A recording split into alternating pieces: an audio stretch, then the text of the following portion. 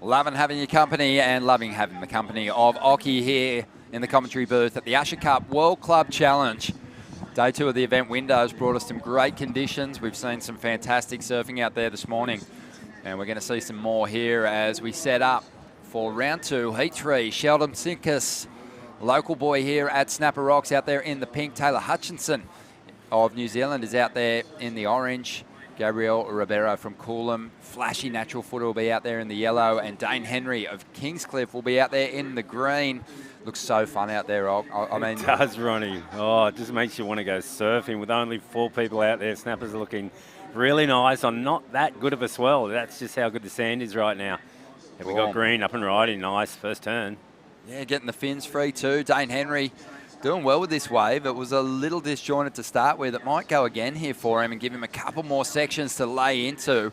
Just finding great release in those top turns as he loads up for the big finish here on the inside, belts it, releases some spray, and that is a really good start within the first minute and a half of the heat. Yeah, he looks on, doesn't he? Yeah, very responsive, very fast twitch right there, and like the hands placement and everything. So expect a pretty good score. We got Sheldon Simkus. He's going to be having fond memories of his last heat out here. Was the final of the Challenger Series, right, Ronnie? And unfortunately, he didn't win that. Callum Robson took him out, but good memories, you know, having a great event, last event here. That was a fantastic final. Yeah. And Sheldon really showed everyone what he's capable of. I think he did some great surfing in that contest. And extreme conditions, right? I mean, it was big and it was unruly. And he was the only one pretty much jumping off the rock, and pretty much the only one sitting behind there too, the whole event, which was surprising. Got him all the way to the final and nearly a win. It sure did, and looking forward to watching him make a big push on that regional or domestic qualifying series, I should say, when it gets underway. See if he can get himself back on the Challenger Series for another shot at it. But a big number here for the club from Kingscliff. Dane Henry delivers a pace-setting start here, 8.17. Really solid. Really solid. I mean, from start to finish, no downtime on that wave, and that's what the judges love. Kept busy, but and lots of variety. So, good score on not so good of a wave. So look out if he gets a good one. He did a great job of maintaining a good vertical approach here on a wave that at times kind of looked like it didn't have much of a wall. Nah, and that was nice. He kind of pushed the tail out there twice and then just kept busy. I always like those hands a bit still, but even though he does move him around a fair bit, it doesn't look too bad. Bang. It was a good little cloud on a nothing section to finish it off. Have a look at that. That's the quality of the sandbar here as we take that bird's eye perspective. You can just see how well it's packed in. There's a long ride right there if you get it right through that whole sandbank. Oh, man. Sheldon just flicking out there will bring that wave to you. It was a very well-surfed wave. Yeah, 817 is a pretty high they went big. They went big at the start, especially with a guy like Sheldon in it. I mean, I see the judges a lot if it's a heat with 2 big contenders and 2 very top-level competitors. They usually keep it down a bit more. They haven't left themselves a whole lot of room for the rest of this heat. Let's see what Sheldon gets, and let's hopefully get that replay. I'm calling 9-point rides. I'll go out down in this heat. Yeah, I reckon you're right on there. They have to. They've got no choice. There's Sheldon comes out of the barrel. barreled. Yeah, and into a massive turn. Where are they going to go? Because, you know, it didn't end up with a whole lot of wall, and we just lost him off screen there. There we go. We replay it. So we catch up to the start of the barrel there. He was pretty deep. Yeah, it was nice. I mean, a bit of cover. It's the classic Snapper Rocks ride, isn't it? Barrel behind the rock, out on the open face, a few carves. Sheldon, you know, I think you can see that there's been a lift, a growth in his surfing, just having been on the Challenger Series. Expecting that this will be a really solid number for Sheldon. It's got to be in the 9s. The judges have really put himself in a tough spot because that wave did shrink, but then it grew again at the end, Ronnie, and like right here, he's like, hang on, I got more for you. And I love the layback right there, and he just flicks out. I can see a little claim there too, so expect 9s to come your way on that screen. Yeah, just when you thought the wave and the quality turns, the major turns had kind of come to a close, he found a pocket of power on the end of that ride and laid into that rail turn. And it's such a, a great variety in that wave compared to, say, Dane Henry's, who did a lot of work. It was that kind of similar releasing fin turn that he went to track down those numbers. For sure. Sheldon just gave us a little bit more variety, and for that reason we're seeing it roll through as a pretty solid score. We've got that first ride here of Orange. Nice little snap there coming around. He's kind of got that lanky style. I can relate. But yeah, Taylor Hutchinson from New Zealand. Great to see him here. That's right, a 6-point ride for him. So the scores in for Sheldon didn't go into the 9s, 8.33. Wow. So maybe the judges felt that he should have tucked himself a little deeper behind the curtain on that opening section. I would disagree with those two scores with green and pink. I would have given him at least a point or two higher for pink. That Sheldon, though, let's get back to just that wave selection. Sheldon would have seen that, Ronnie. He would have seen the barrel and he would have looked down the line for that whole stretch of swell, and you would have seen that end section. So he knew halfway through that ride what was coming at the end. And that's local knowledge. Like, you really got to look across the whole line of the swell to see what you're going to get through the middle and the end part of the wave. Well, again, while Sheldon only got an 8.33 and there wasn't like a huge spread in the scores, that Sheldon's capable of more, and I'm going to stand by it. I think we'll see numbers go into the 9s. I think the judges went, oops, we went too high, and then, and pulled it back. So maybe, and we've seen it right through my career on tour, if they do that, and it's easy to make mistakes, everyone's human. Well, what the judges tend to do on Dane Henry's next wave, they might underscore it because they might realise that they overscored his first. What do you think, Ronnie? Yeah, they have a couple of things that they can do to adapt to the situation, isn't it? They maybe get sort of a little bit more critical with those backup rides, or they work within a very compressed scale and just take a little extra time when considering those better rides now. But I think it's going to be a high-scoring heat. There's no doubt about that. Let's have a look at the comparison and see whether the judges found just the slight edge for Sheldon Simkus. I mean, it's explosive attacking surfing. The thing is, that release of the tail is almost just punctuating what they want. A kind of almost medium-sized turns. They just made a little bit more excited with that kick on the tail, but there's an element of power in moves like even that cut down. Yeah, absolutely, I agree. The big turns, and then I guess they're, not judging that barrel that high. You know what I mean? Maybe they're looking for big turns, saying it's not a behind the rock day just yet, because it's not big by any means. That's probably why is they want to see if it's going to be a barrel, they want a big, deep barrel. You know what I mean, Ronnie? Most definitely. Still just two great rides to kick things off here. We're loving it, really just getting into the nitty-gritty and breaking it down. But, yeah, Sheldon Simkus, he can certainly build on this. We've got the two surfers with those big, excellent rides at the moment, sitting at number 1 and 2. Dane with a slight edge, just based on the fact that he's hanging on to a 5.67 as well. Taylor Hutchinson, he's in this. He's got a 6-point ride of his own, but needs a 6.57 at the moment to jump up into second. And just keep an eye on Gabriel Ribeiro from Coolum, who he's actually a great surfer. Enjoyed watching him compete yesterday in the opening round. And he's got the talent. Just haven't seen him connect with one just yet. But I think we'll see fireworks from him as well.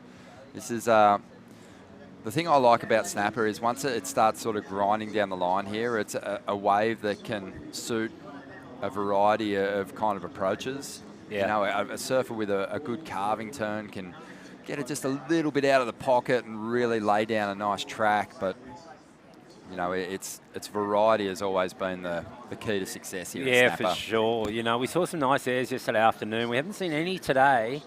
I'm feeling that they're really hard to do with this reverse rip, and you just can, those sections kind of go away and suck out, so it'd be hard to do airs for the guys. So those carves are definitely the scoring points at the moment. Talking to Bugs yesterday just about some of the classic competitive moments that we've witnessed here at Snapper Rocks over the years. And I heard you know, guys actually when I was on a break. And the I was Challenger at home. Series was the most recent. That was a great final, but I go back to some of those all-time matchups. Joel and Gabrielle. Joel and Gabrielle was great. That was the complete comparison of two different approaches. Yeah. Medina sitting down the line, just attacking the pocket on that solid backhand. Joel getting barrel behind the rock, as we see Gabrielle just getting into the mix here. But, he waited a long time to get himself into a pretty small ride there. And on the outside, just spoke of Dane Henry. He must have heard me. Can you hear spacebound. Can you hear our webcast out there? I know the beach commentary is different to the webcast for this event, which is great. But he heard me because he went big and high and he flew, but he didn't. He did it without his board. He did it without his board. But, just touching on some of those classic battles, the Parco Gabrielle won, Dane Reynolds Dane earlier Reynolds, that quarter-final clash that those guys had. Dane actually got the jump on him, but both of them were ripping. But Dane went mad out here. Just big calves, crazy hits in the pocket, getting barreled. Yeah. So fun. The B Durbridge, Josh Kerr won. The waves were pumping that day. And Josh pulls out the club sandwich that had never seen against Mick before. Oh, was that against Mick? Yeah. Sorry. Okay. Yeah, and it almost felt like the judges didn't know where to go with it. It was so unique. Yeah. And, Mick survived that one, went on to beat Bede in the final, I think. Yeah, Bede was in that, event and did do really well. The waves were pumping that day. And then there was... I do remember that. The Kira year, Joel... Kira year, Joel and Kelly. Oh, man, there's been plenty. That's at the CT level, but there's been classics here over the years. So we see the replay of Dane. Right off the backwash there. So he timed the backwash perfectly. Gives him an extra couple feet in the air, but didn't get down. What the backwash is probably going to do is just it'll send you up, but it'll send you out the back. So didn't pull off what would have been an amazing manoeuvre. And it looks like Kaito, Team Japan, coming up next. Yeah, Kurokawa. Coming up in that next heat.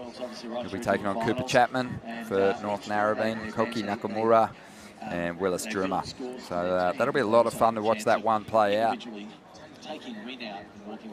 It's good, Ronnie, that Sheldon's doing well. Hopefully he can hold this second spot because we lost Mitch Parkinson yesterday, and we really need one of the guys from the Snapper team being Sheldon, Jagger, and Mitch. We lost Mitch in the draw. Obviously, he'll still be in the World Club Challenge, right? But if we can get Sheldon, obviously he's you'd think if he gets through this heat, he can make it a long way and hopefully make the final. And Jagger also. I don't think Jagger's surfed yet, right? No, he hasn't. And, North Narrabeen find themselves in a similar position as well with Cooper Chapman coming up in the next heat. The pressure's kind of been put on with... At an early stage. A couple of short falls for those established clubs and two of the two most successful clubs in Australian board riding history. They're just so competitive. Cooper loosening up, just double duty here at the Usher Cup. Bit of commentary. Yeah, he likes a double, doesn't he? He's busy, man. He's got his own business, and he spreads a very good message, and he's just kind of going through what he's going to do. I mean, how do you do that? How do you know which kind of wave you're going to find out there? But I guess he's just getting the general rhythm. He's having a good look at Sheldon Simkis's heat, he told us. Yeah, the approach. He wants to follow that approach. And the first wave was a barrel behind the rock, so let's see if Cooper can go and replicate that. Yeah, he was talking positioning, wasn't he? Where's the best place to sit? Do you go deep behind the rock? Are you going to miss those wide ones? Said he was going to watch Cooper. Here goes Dane Henry again. Loading up. Whips that board into the air reverse and hangs on for the finish. Trying to better a 5.67. So there you have it. Don't think he did that. That was a pretty lazy kind of air there. We'll have a look at it. He just does a cut back here and sees that there's not a whole lot going down. Semi little snap there, but just a, what would you call that? I think you summed it up nicely. It's, it sounds cruel because he just basically pulled that turn out of nowhere, but it was just lazy in the sense that there wasn't really a ramping section. No, he didn't have a lot of speed. He basically just popped that board, almost ollied it into the manoeuvre. And, it's just a move that's critiqued pretty heavily by the panel these days, as we see Gabriel just showing us a bit of that class through those first 2 turns. Couldn't make the connection again, so he's kind of grovelling in third position at the moment, just trying to get up a decent number that's going to reduce the requirement, because he's after a 7.54. And yeah, we've only got 4.5 minutes for someone to step up and give us that 9-point ride that we're begging for. Yeah, we did, and we thought it was going to happen, but the ocean's gone a bit quiet. Sun's trying to pop out. I really like that first turn there from was it Gabriel, yeah. actually? Yeah. He has just that classic, I was saying it yesterday, that classic kind of modern competitive style and approach. You can tell he's sort of well prepped for taking to the air with that kind of that stance. He can kind of open up. Yeah. He's explosive in the pocket, but at the moment just unable to really find that link through to the inside and that extra scoring opportunity to get himself something even in the 6-point range and just chip away at the leaders here. Dane Henry still hanging on to that number 1 spot, but the biggest number belongs to Sheldon, and he's out the back waiting for another opportunity. Meanwhile, Taylor Hutchinson from New Zealand, nice float here. Links it into a nice carve off the top. Sheldon on the outside now with a good-looking wall. Great finish for the Kiwi. Sheldon chases him down the line here, and this wave still providing. And Sheldon just choosing his moves carefully to line up the finish. Mistimes that one a little bit, but we'll have a make-up section here and finds more down the line and plugs a nice floating re-entry on the end of this one. Well, there's your 9-point ride that we asked for. Is it?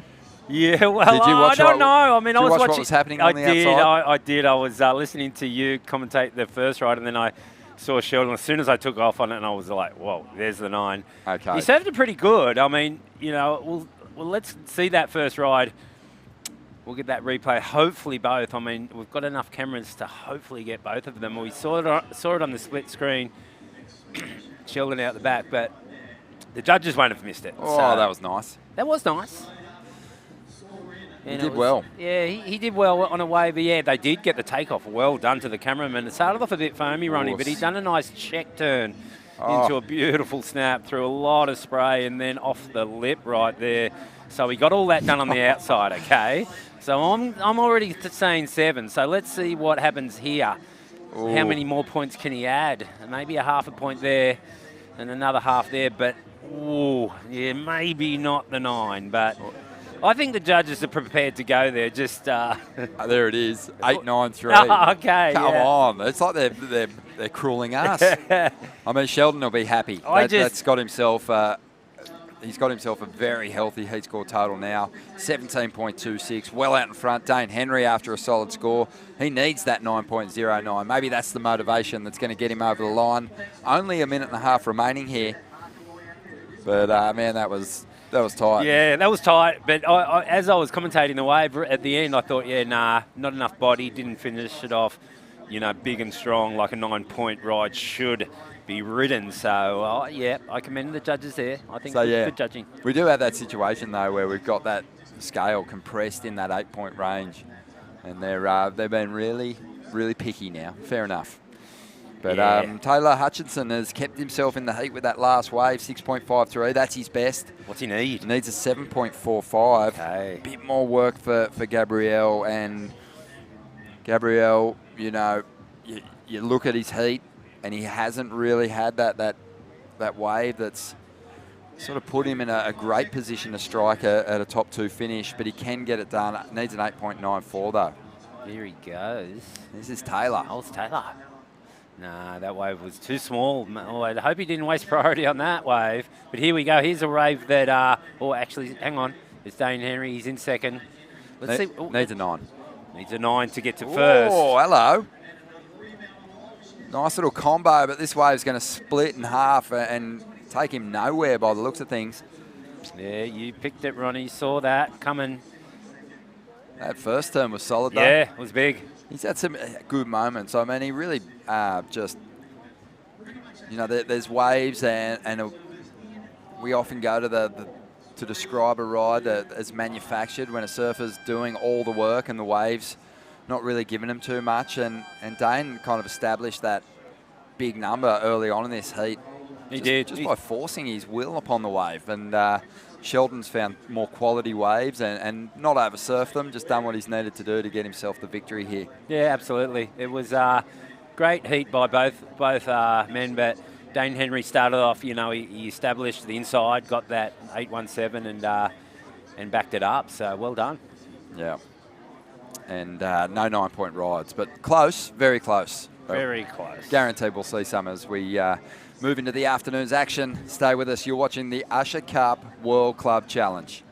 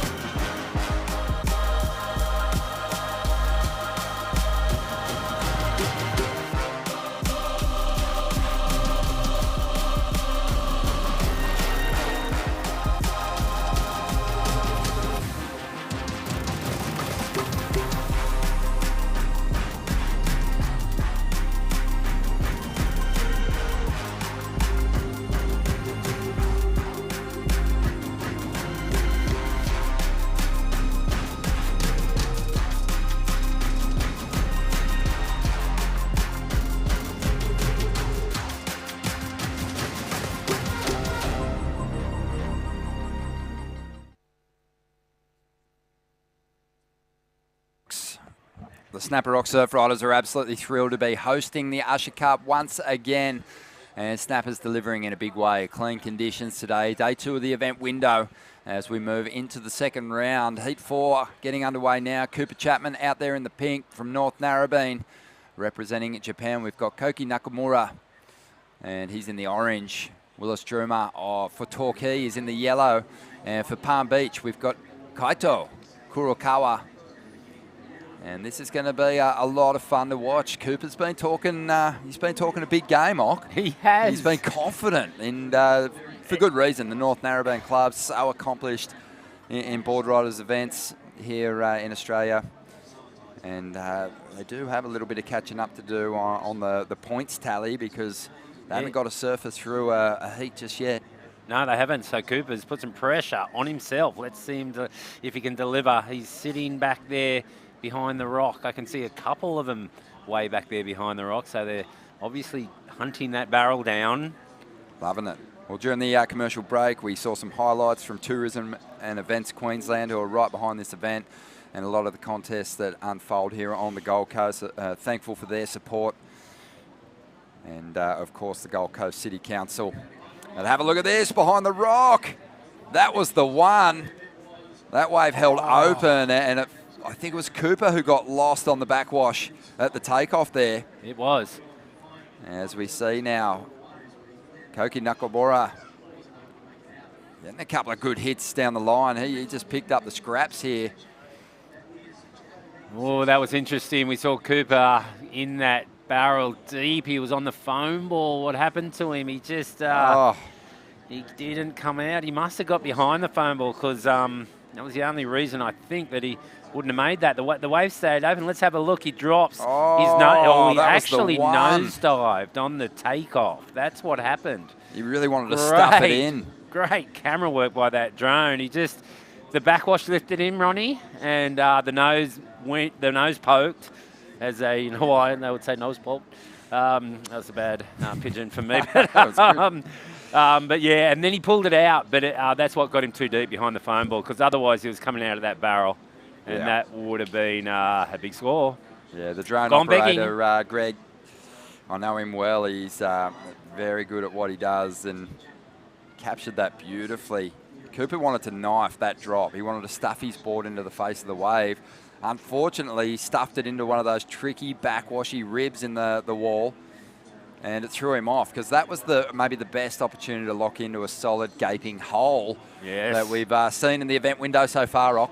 As your brother and Jed would say, a cone. Hey, let's look what happened. He his nose, and he really actually didn't get the nose out. It was stuck in there. He's trying his hardest to get the nose out. And if he did, he would have ended up on the foam ball. Good camera work. Didn't work out for him, but I like his idea. I like what he's trying to do. It stuffed him to the lower end of the priority order, though. It did too. And well, and with the reverse rip, Ronnie. Sorry to interrupt you. It's hard to get down the line. Especially paddling, you know. If you want to paddle and get wide now, it's almost impossible against that rip, unless you just want to, you know, if you're in fourth priority, I would, and if I was stuck in that huddle up there, I'd just take a 1-footer and surf it and get down the line, because if you're out there, you're going to have to sit and wait your turn.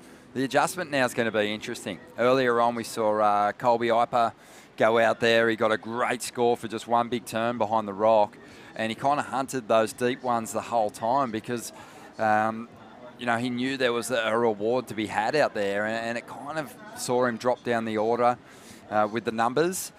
Cooper now, you know, that was so close to taking him right to the top end of the excellent range, and in his mind he's going to be thinking, if I can get another one of those, I'll be styling in this heat. But he's got to be sure that, you know, he builds a bit of a foundation here too. He's capable of getting it done with turns as well. Yeah, he totally is. But, you know, like you say, here he goes. He's going to take it a little inside of here. And it's a good idea, I think, what I was saying, just to get down the line. Maybe even get a score on your way down there. No, he catches a rail there. But at least he's down there now. He's the widest guy, so he can take what goes wide, and those guys will be too deep for it. But you know, you're right, because if he actually managed that takeoff and got through that tube, the Japanese guy got the end of that wave, and it was not a bad ending. It didn't have a whole lot of wall, but it would have ended up in the excellent range, I feel. So Cooper's got to regroup. He's done the right thing, I think, and gone wide, because you're not getting anything up there. Even if you go way deep and get a barrel inside of a guy with priority, they're going to block out. They're going to do the old Kelly Slater to Joel Parkinson, Kira style block. I can just say there's nothing worse than being in the barrel and watching someone dropping on you because you know they got priority.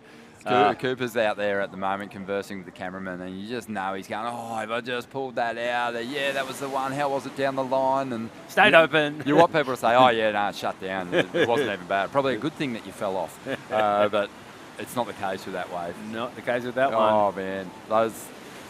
You lose sleep over those ones. Yeah, you do. You definitely doesn't matter if you're in a heat or not. If you sort of stuff it or drop on a good barreling wave. Absolutely. I mean, you know, if it's the wave that was yours, then you're going to think about it for the rest of the day. Free surfing, let alone in a heat. Here's a awkward question. Feel free to just tell me to shut it up. But have you got waves that you blew years ago that still haunt you? Definitely. I'll have a look at this wave for our Japanese competitor. Koki taking this one through to the inside. Already has a 5, has taken the early lead here. But, yeah, have you got a wave in your memory that you butchered, that you just lose sleep over still? Where was it? Where was it? I think I was saying yesterday on the webcast that if it was in a heat, I didn't actually butcher the wave, but I took a wave that I didn't need to take at Trestles in my last ever I heard that one. At QS, where I had Patrick Gadauskas in a tricky situation and took a wave that I didn't need. But I've butchered a few because I've had a lot of heats. Yeah, and it happens. Oh, here we go.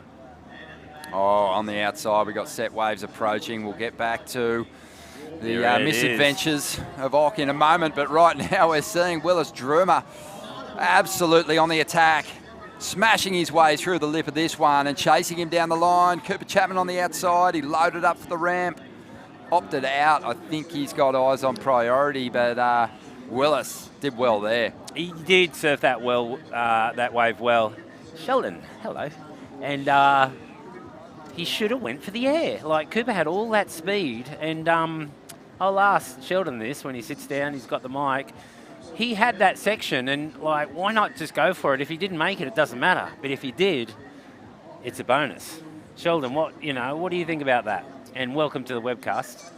It's good to be here. If you got the ramp, and well done in your heat, go Snapper. Snapper rules. But yeah, if you go all the way, and you get that section and you kind of flick out, don't you think it's better just to may as well go for it and do something crazy just in case you land that Hail Mary? Or Yeah, I mean, I think it's in our blood. When we get a wave out here, we try and milk it the whole way, because you don't know when your next one will come. But I mean, especially when you're competing, I feel like when you get that opportunity, you got to kind of take what's there. And yeah, especially out here, I feel like you want to kind of maximize every section. If you don't get much at the back, trying to finish on the inside strongly. Well, here he goes now. I think the only reason Coop didn't hit it is he saw all his rivals down the line and he thought, I've got to get back to the top and reset here, because he's had a bit of a shocker start by his standards to this heat. He's making up for it now, though. Moving plenty of water, hammering down the line. Big tail drop float there, hangs on for the finish. I like the way he surfed that wave. There was 2 snaps, especially that mid one before the float. It threw a lot of spray. Yeah, like extra spray there. I think he made up for it on that one. He sure did. Yeah, did well. And there hadn't really been another major number other than Willis Drummer, who dropped a 9.5 ock. And we knew the 9s were going to come. We promised you. We did. They didn't come in Sheldon's heat where we expected. Sorry, Shelley. But a couple of high range 8s will do. Here's the replay of Cooper's ride. Wow, yeah, you could tell from the start it was such a good wave. It had that little perfect bowl to it, and he was sitting right there in the wash and just kind of attacking, coming from behind and attacking, and yeah, it was probably the worst turn on the wave, and he's looked really good, so 4 good turns, and that's a high score, I think. Have you accepted Cooper into the lineups around here yet, mate? I mean, having surfers move to the area is nothing different, but having another great surfer in the lineup kind of it means you're losing a couple of waves. Is he all right? Yeah, Cooper's he's a really good surfer, and is this look Willis? Out. Wow, that was a good wave. What you talking about? He's going to back up his 9.5 pretty quickly. Oh, I love that, Ronnie, what you're talking about, Bang! Willis. Oh, that was pretty sick. Well done. He found one behind the rock. Oh, how good is Snapper Rocks for a surf event? It's just the best. Yeah. What was that show, Family Ties? What was it? Oh, yeah. Family Ties? No. Oh, The God. sitcom, right? Yeah, exactly. Love that guy. Oh, me and I think it was before Gary my time. Coleman. Me and my mate used to say that all the time. Oh, I love it. That was a fantastic little pit. It was a good pit and it was a good finish, but, with a 9... he's on fire. He's on fire. I'm bummed I had to come in. I wish I was still out there. Oh, man. You're bummed you had to come in. What about us? Not even getting to get out there. But no, it looks so fun out there at the He's moment. got 17 points. Yeah, Willis is on a tear. 7.73 for that one. Cooper Chapman dropped to 7.17. So he's right in the mix now. And it's our Japanese competitor who started so strong, Nakamura, who's been pushed back into 3rd after a 5.25. Kaito is a little quiet out there at the moment. He needs a bit more work. He's after a 6.75 to get himself right into the mix here. Sheldon, we're going to have a look at the replay of your waves and just break down why you didn't get into the 9s here. Tell me. A little barrel. What happened there? Did you get deep enough? No, definitely not. Okay. I would love to always get a bit deeper, but take what we can get, 20 minutes. I love it. Mate, this wave, it gave you the bonus on the inside, though, didn't it? It gave you a bit more power to work with. It wasn't... there was a wave that came in before the heat that was unbelievable, and me and Dane were out behind the rock, and we just saw it, and I was just going, come on, start the heat, and unfortunately the heat didn't get started, so I kind of was waiting for... I think that was the 9 that came through that we were waiting for, but, me and Dane, we found a couple of really nice waves, and no complaints, really. Not complaining. You guys did, Sheldon, and... fond memories, though, about competing at Snapper. I mean, your last event here, you made the final. Yeah. So can you do it again in this World Club Challenge? That's the goal, Locke. That's the goal, yeah. I mean, this event last year, I had such a fun event. The waves were really fun, and managed to make the final and win. And that was, I feel like it'd been a while since I'd won a comp, so that was nice. And then I kind of felt like that momentum shifted into later the Challenger. Into the Challenger, and that was such a fun confidence booster, and Yeah, so we're here again. So this could be 3 in a row, and you never know. Hey, yeah, let's do it. 3 in a row. Love it. We're all about the trifectas, aren't we? Oh, yeah, I haven't had one before. I mean, it's just like this event. I mean, obviously you want to win, and all events you want to win, but like this location, like you just want to keep surfing heat. Yeah, well, we talked about that yesterday.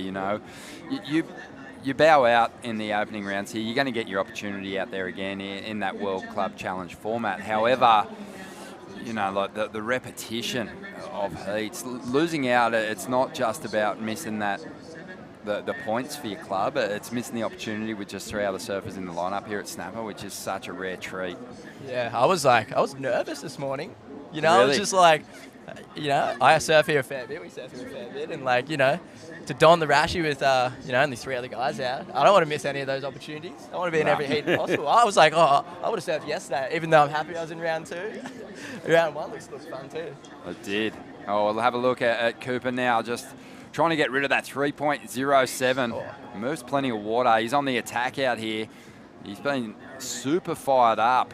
Maybe even too fired up. His wave selections, been good at times, but he kind of missed some opportunities early on in this heat, and time's ticking by. He's got the 717, so he's in a good spot, but he's got to watch out for the surfer from Palm Beach, Kaito, who's only after a 5.08 to get the second at the moment, and Nakamura from Japan, who only needs a 6.38. So Coop just adding to his heat score total a little with that last ride, 4.2. So Sheldon, after only just missing out on the Challenger, on getting onto that big league CT, do you do regionals again, or you get back straight onto the Challenger Series? Yeah, do? It's a great question. So what do you mean? I just missed out on the requalification. Yeah. The next 10. Yeah. But then there's a bunch of CT guys in front of me, and there's a fair few, I guess, scenarios, you'd say. But yeah, like, from my past year to this year, like, I was going to do the regionals anyway. It's such good practice. Like, I mean, that break, I feel like that 4 months between Haleiwa and then starting back up here is like, I feel like you want to keep, the engine turned on, and like, I still got so much to learn. Like, obviously, I kind of had such a good start last year, and I didn't capitalize on that. So, I still got plenty to learn, and I'm excited to get the Rashi. I mean, this is a good practice for the Challenger, and I'm excited for the regionals and just to serve good in the Rashi. Yeah, so, but the question was, are you in the Challengers automatically? Or no? So not at this point. No, it's a reboot, isn't it? So it's funny. Like, I had my best year. Yeah, and I'm kind of back. Back to start, kinda. Back to the start. It's a bit cruel. Yeah, it's a hard kind of like reality to swallow, but we're gonna go again. We're gonna put up another good campaign and try attack it. Yeah, I was interested in that too, because obviously it's a new format. Everyone's got to get their head around it. But if you don't make the grade, you're back to that regional qualifying series, and it's a fresh challenger basically every season. Wow. Potentially a fresh challenger. Yeah, it's very it likely is. we're going to see a lot of the same faces battling. But that's interesting.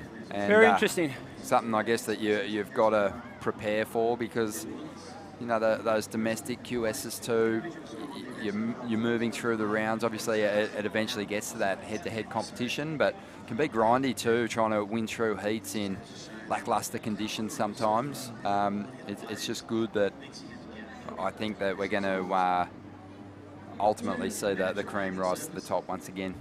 Yeah, I feel like... and this man sitting right next to me, hint, right? I have my faith in Sheldon too. Thanks, Al. And, for a big campaign, get on that Challenger and do the same thing last year at Snapper and carry it through. Yeah, hopefully. I might ask if I can just drop myself back into the Snapper event. Yeah, sweet. But I mean, after I feel like making the final, you think you'd get by the slim chance that you don't in the regional, you should get in that. Well, you might get in that, but then it's like... No, but then you do really good in that, and then you get in the rest. I'm trying to map out a, Well, I like the way you've mapped that out. Yeah. Well, they've made some changes too to the wildcard situation too on the CT, where you don't gather points anymore. As a wildcard, have they? As a wildcard, yeah. So I'm so not you sure can't do a Mikey that'll Wright. go down. No. You can't do a Mikey Wright kind of thing, no. Yeah. You can't do that on the Challengers. No. If you do that definitely based off last year, there's Dylan Moffat. I think he was a wild card. Yeah. Aton Osborne, he was a wild card. There was guys that were, Yeah. a lot of guys who were about to qualify that kind of came in and just surfed well. Yeah. But Aton did qualify, didn't he? He was just outside. Just outside, okay. But he put up a good campaign. He Oh, for did. sure. No, there's a lot of great surfers missed out, yourself included, Sheldon. Time ticking by here, and it has been all about Willis Drummer out there in this heat. Torquay, well represented here, 9.5, 7.73. He just looks like he's having an absolute ball. Cooper Chapman's done enough to get himself in second spot, but with 30 seconds on the clock and those two surfers behind him only chasing mid-range sixes, he's got to be feeling the nerves at the moment. Yeah, you think so. It's tight. This is just one of those waves too where, you know, a medium-sized swell line can actually provide a lot of opportunity down the line. You don't necessarily need the biggest set to roll through. You can actually smash a medium-sized runner and get the number you need. But at the moment, it's tough because the tide's draining and they're going a little bit below sea level, so it's like really tight pockets on the medium ones. You want the bigger ones, right, Sheldon, to move out a little bit. Yeah, it's getting tricky out there. I mean, that tide just dropped out so much. It did. And even though the sand's really good, it's still tricky. There's good waves. Obviously, Willis had an amazing heat just then, so. He sure did. And that was exciting. Cooper Chapman has rebounded for the North Narrabeen team, and he's going to progress through to that next round. I think he'll be glad that he survived the heat, but he'll want to make a big adjustment moving into the next round. This is the Usher Cup. We've got more action coming your way right after this.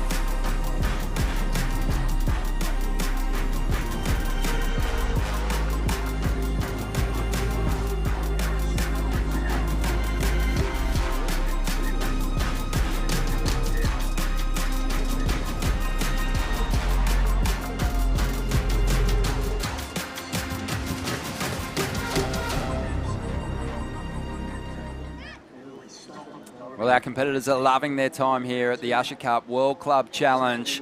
The waves are firing and the vibe is well and truly alive down here, especially the insane positive vibes coming from our international cast. It's been so fun to involve them in the board riding culture, and Team Huntington Beach well represented here. And we've got Chris Marino joining us. And Chris, you're loving your time in Oz, and the team's performing well, mate. They're doing very well. Ronnie, thanks for having us, guys. It's Mate, an honor to be here. Mate, you were one of the first clubs called, and you'd booked your flights before the conversation was over. You're always going to turn right. up. We did. We got the email from Rabbit a few months ago. Scott Banuelos, Pod Duke's the president of our club at Huntington Beach Board Riders. I'm the current vice president, and when we got it, it was sent to us with Don Meek, who is the president of the U.S. Board Riders, my partner.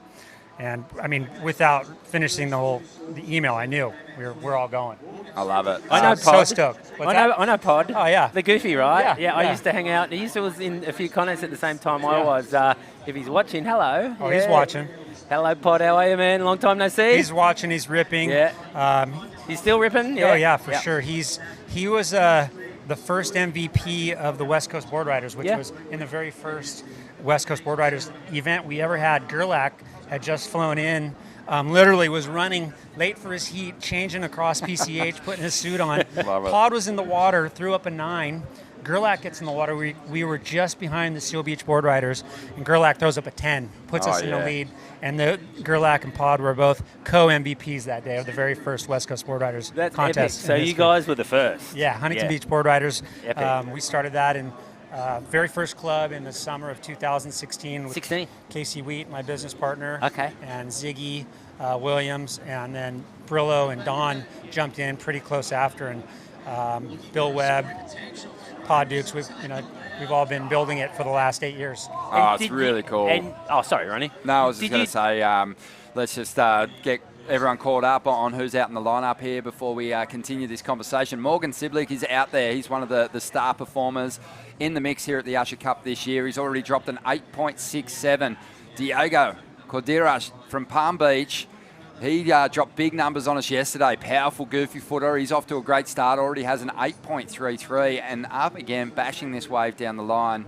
Wayam Dharmaputra is out there for Padma, the Balinese team, the Indonesian team, and he's in the yellow. He dropped a 9 yesterday. This is a stacked heat. And Curtis Ewing, the older brother of Ethan Ewing. Oh, he's gone.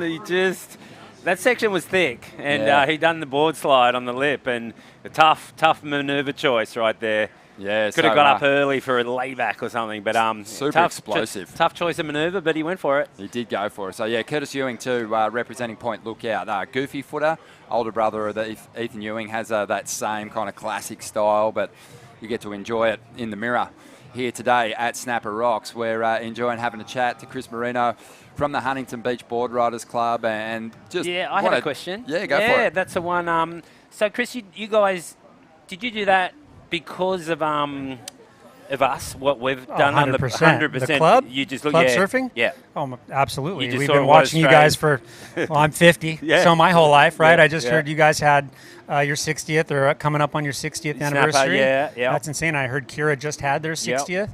So we've been watching you guys, my for whole life, and everyone, and we've always wondered why did the Aussies get to have all the fun? Yeah, they are fun too, those club contests, and especially these big events. But tell us about where it's at, where you're at in regards to your club competitions, and is Huntington Beach having regular meets, and do you have club championships? Yep. So Huntington Beach, we meet monthly as an organization. I'm on the board of directors, so we actually board meets monthly too. So we're meeting twice a month, 9 months out of the year, and then we take a few months off for the summer. As an organization for the U.S. Board Riders now, which started off as the West Coast Board Riders in 16, and by 17 we had 4 clubs. By the end of 17, starting 18, every coastal city in Orange County had a club. So Huntington Beach, Seal Beach, Newport, Laguna, Dana Point, and San Clemente all had clubs. The next year, Santa Cruz, Ventura, all the way down to San Diego, and now we have 16 clubs with 2 more forming right now on the West Coast. The East Coast is just crazy. They're blowing up. In the last 3 years, they've got almost 30 clubs. So 25 established with another 5 forming, which will be about 30 clubs by the end of the year. Oh, so man, that gives me goosebumps, actually. Because it's all because of you guys. Without a doubt. What you have been doing, Gur had this when he started the game. That's the format we use, is actually the format Gur started. We thought, it was going to happen, right? PT lives in Huntington, right? And Rabbit was there. I heard they started a couple of clubs when they were there, the West Side Club, the Lake Street Boys in Huntington. But for some reason, it didn't stick. And I feel like, working into our 8th year right now, it's sticking. Oh, that's so cool, man. I Morgan love that. Got a nice little ball right there. Yeah, Morgan, he's been surfing so well. Another guy that really did get close to re-qualifying at the end of last season. Just gave us so many fantastic moments in his rookie campaign, getting himself into that final 5 and getting a long shot at a world title at the finals over there at Trestles, and wants to get back up there. But he is one of the standout performers on the Challenger Series. He is, and he only just missed out. It was unfortunate, but I believe he can make it back on. He had that stunning year, his first year on the tour. Let's see this replay of Morgan right here. He takes off and the wave grows on him. Does a nice carve there and kind of grabs the rail, but a quick snap off the top into another one. And I think that might have been one of his first waves, because his last one he got barreled. But yeah, is Brett Simpson in your club, Chris? Oh yeah, Brett. He's absolutely the ringleader. Classic. We had a send off for the club The day we got on the flight Yeah. at Huntington Surf and Sport, the Pye family and HSS put together a pretty killer send-off for us. And Brett Sick. got on the mic, and Did he? he's like, "I got to be honest, I got a little FOMO right now. I should be coming." And Why isn't he? Why didn't he? He was, everyone's just busy. Busy, right? yeah. And so, but I have a pretty good feeling he'll be here next year. Yeah. No one's going to miss it next year. Yeah. We've got our Groms, Luke Winaldo, Colby Ipa, and Sarah Freyer, and our senior Jeff Deffenbaugh, who are here competing. Yeah. Yeah, good to see And, Jeff. yeah, he's a ripper, great surfing mind. And Yeah, so- he was on tour with me maybe Yeah. 1 year or Yep. two, maybe. Yeah, Yeah. I remember Jeff. Yeah, he came up to me and said, "You remember me?" And I was like, "Jeff." And I'm That's not crazy. bad. That's Yeah, good I'm not you bad with remembered his name. names. That's Yeah, I'm amazing. pretty good with names. I mean, that's the only. I forget a lot of stuff, and somehow. Me too. Yeah, names. Oh, I love it. Names I'm not too bad at. Mate, so your team is strong. Our team, our team is strong, absolutely. And you mentioned Morgan at Lowers. We had our first national finals last April at Lowers, which was when we formed the West Coast Board Riders. We were in Casey Wheat's garage, and within 3 hours, we had laid out what the West Coast was going to look like. We had anticipated the East Coast and had even talked about doing a Worlds event. We thought it was going to be on Southside in Huntington. And very fitting. Who are we to think we're going to invite Australia? Very fitting. We're here for the first Worlds event. Oh, I love Look it. at this thing. Can't wait for big you set guys there. to host one too. This is Curtis Ewing, and I touched on it. His brother Ethan, obviously big doing set. great things on the CT, but Curtis is such an unbelievable surfer. And point lookout, lucky to have him. This is a Morgan. hotly contested clash. Morgan just showing that compact power that's seen him fetch huge results and make finals on the CT. As he loads up for the big finish here. And bang, drifts that tail, Ooh. low center of gravity, and maintains control. Did he ride out of that? Did he get ahead of the phone? I don't You know. always ask the question. But Yeah, he got that wave wide, and it kind of we're actually seeing what the actual bank is like, because this sand has just been refilled in at Snapper there, Chris, and then before that, before this swell, or before this bunch of sand, there was no sand here, and we're taking off wide there. So that left that was coming back at him there that he hit, we'd take off on the other side of that, which is Rainbow Bay. So we had no sand here. So it's only just come back, especially for this contest. I think Rabbit has got they keep on saying Rabbit's got the switch for the pump over That there is on so the other insane. side. You guys just call them up and tell them we need a better bar, and they just push the button no, for you. but Bugs had the bat phone. He just stand by and say, We need that in Huntington. Do you guys, anybody there on the city council listening to this? love it. Yeah. So here's a replay of Morgan's ride. Threw some real power at us on this one, Ock. And it should score And pretty so well. that left coming to us was the old bank, and this is fresh new sand. It's Snapper Rocks that he's riding from behind the rock there. But Chris, they could have a pump right at the end of the pier and create a perfect peak from the top of the pier, I'll left vote for and that. right. Absolutely. Then you'd lose those rip bowls though. Those rip bowls are so fun. It's been really good over there. The last few weeks has been just so good, so big. I'm sure you've been seeing the images, so big. photos, the video. Wow. Incredible, really good. So we had our first final last April, and it was East Coast versus West Coast. It was incredible. Who won? Come on, tell us. San Clemente Board Riders Wow, took the national okay. championship. Who was in the team? So we have 28 club members for each team competing in our format. Shit whiz. So it's You can't remember that many names. it's 7 age divisions, 14 and under, 15 to 19, 20s, 30s, 40s, 50s, and You have open 50s. girls. Yes. Yeah, so 50s and up. Yep. So we have 28 competitors from each club. There were 6 clubs competing. There were 4 from the West Coast, 2 from the East Coast.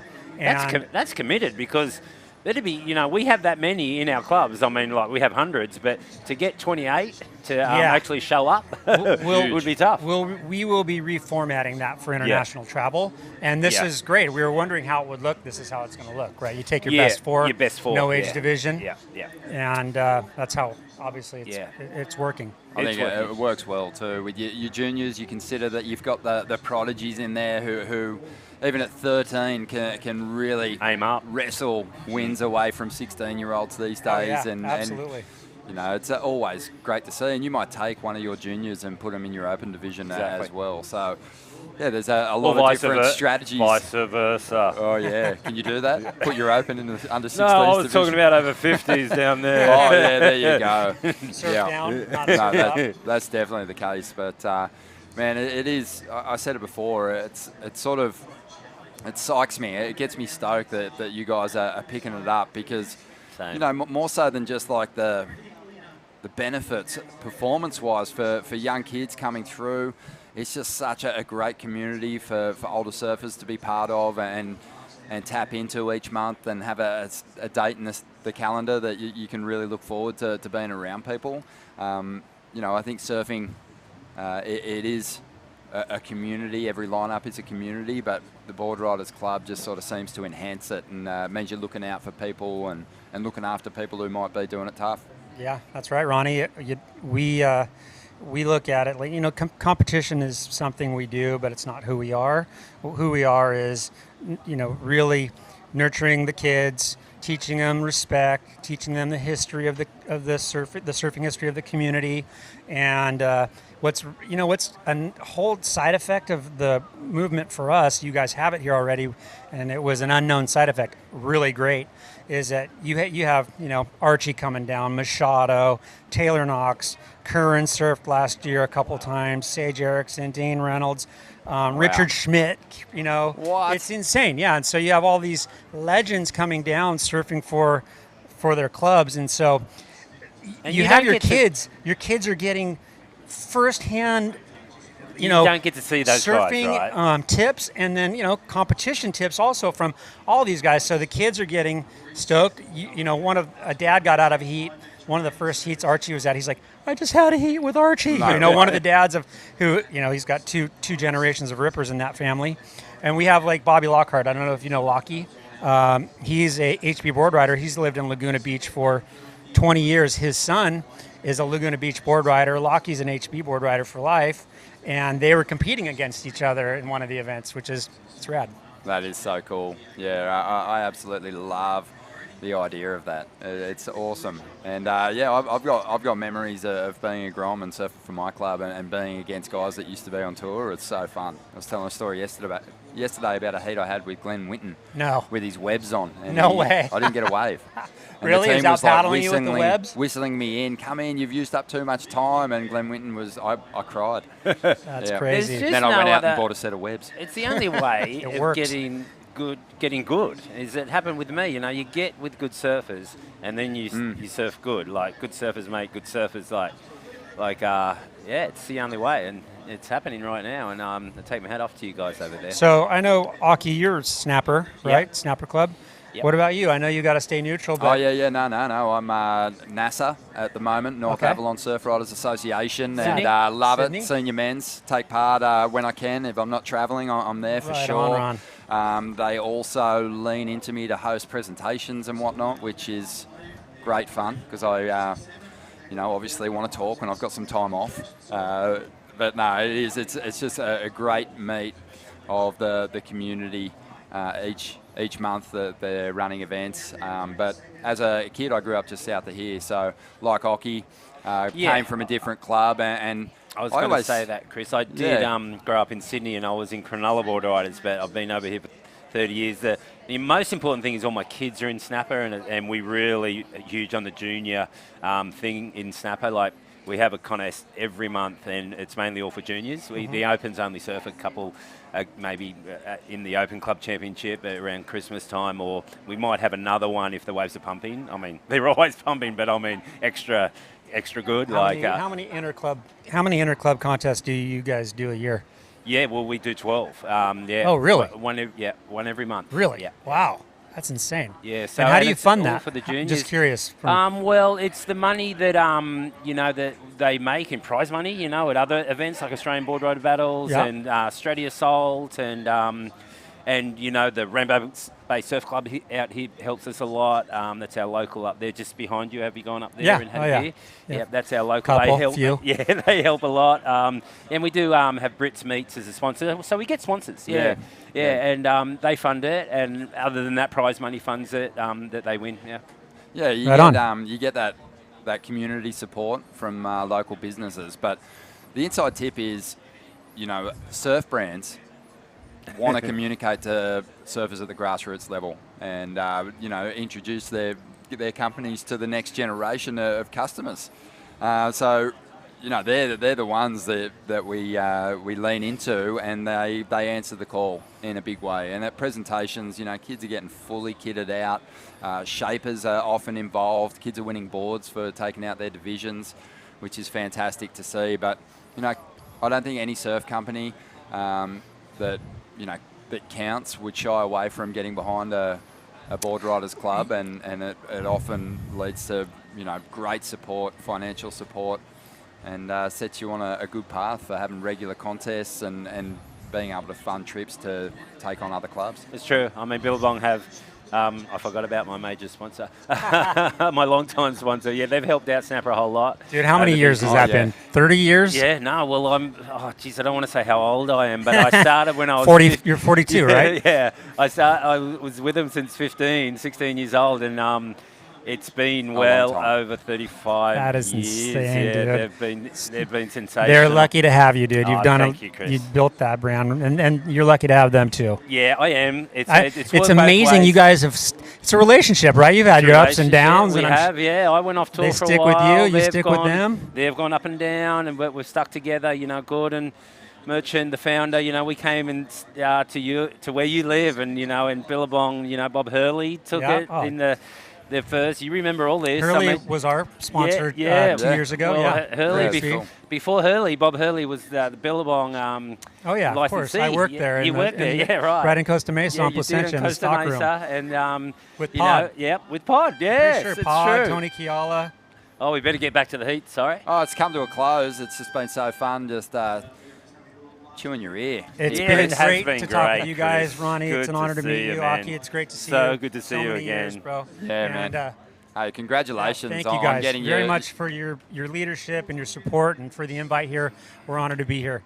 We wouldn't be here without you guys. I love Thanks, it, Chris. and you know what, you guys are going to start building something really special that's going to last forever and stoke out a lot of grom. So best of luck with it, man, and best of luck in the event. Thank you. Appreciate it, Ronnie. Okay, some big results there. Morgan Sibley hanging on for the victory with a couple of mid-range 8-point rides, and in second place it was Diego Cordera, who did great work on the backhand. We said goodbye to Curtis Ewing and Wayamdama Putra. We're going to take a quick break. More to come from the Usher Cup right after this.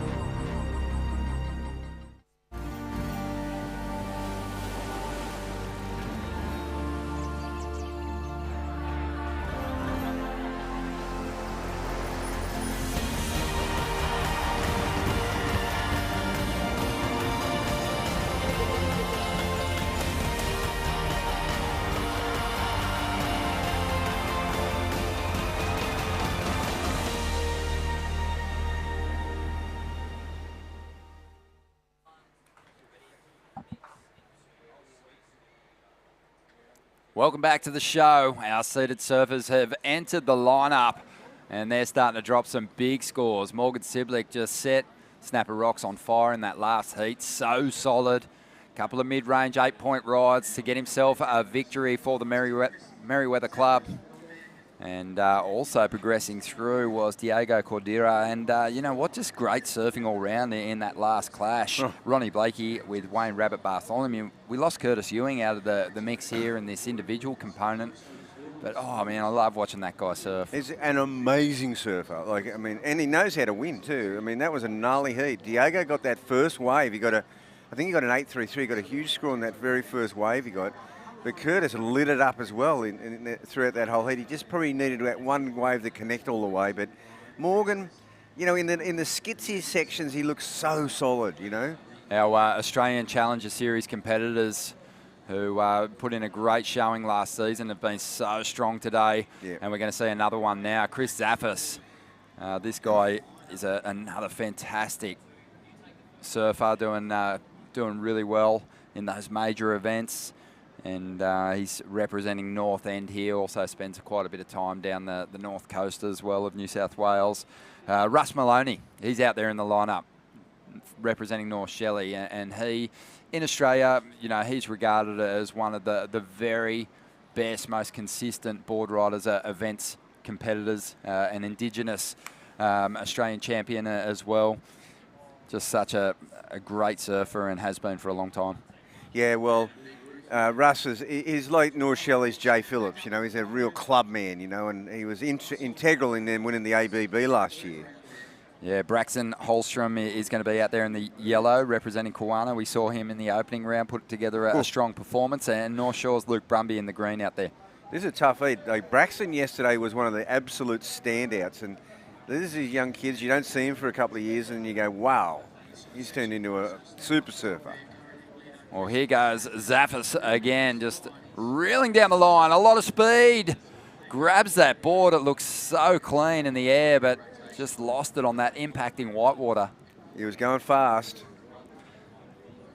Well, it's baby snapper doing its thing, but it's still a sight to behold. Just some great opportunity out there for our competitors as Luke Brumby just hammers through a twitchy frontside snap to finish that one off. Yeah, it's still tricky snapper. You still got that little wide section that stands up and that east swell. Well, cruising just the beach before bugs. Great to see a number of the sponsors who've gotten behind this event down here, cheering on the competitors today. We had crew from the TJM group, leading scaffold service provider to commercial, industrial, civil companies around here and also around the country. Leadership Dynamics, a company established by Peter Cox, and he's basically looking to share leadership experiences, processes and strategies with business professionals. He's down here getting behind the event and has lent financial support to this contest and the charity component. Oh, Coxie's an amazing guy. You know, he's an incredible mentor. He's worked with a lot of top Sydney rugby league clubs. A young budding tennis professional. He's an incredible guy. Also have Dulux and Waddle getting behind the event. See, you know, that's, I mean, like, it's surfing, it's like, it's Billabong, it's Quicker. In this event, it's Taubman, it's Dulux, it's Waddle. I love that. You know what I mean? It's really cool to see. And just no one shying away from getting behind this event and signing up to lend some support to grassroots surfing. Decent prize money purses are available for these competitors, but also a massive contribution to local charities as well.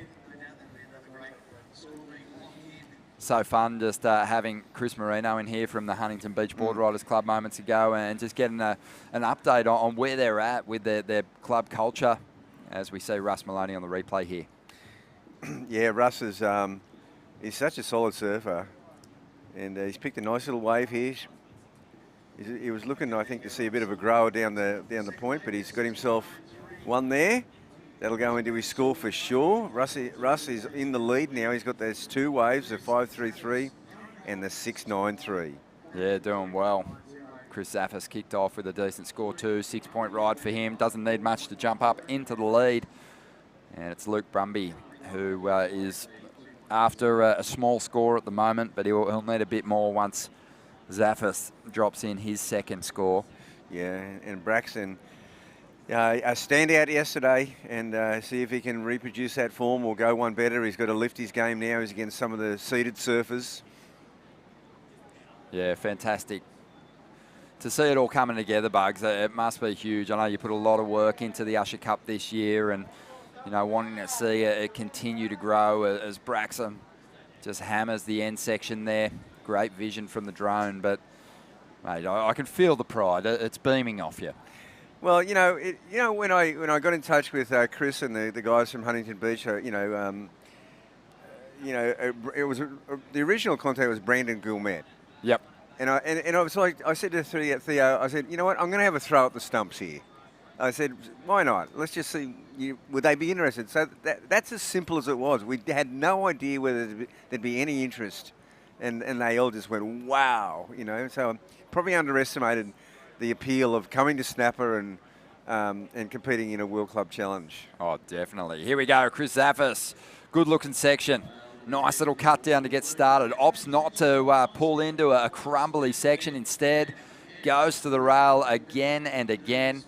Nice combination through this the opening stages of this ride as this wave continues to stick to that bank and provide. He's got those compact turns and he lets a couple more go down the line. And he didn't need a whole lot, just a 6.27 to get himself into the lead. I think he might have done it. And here's Braxton.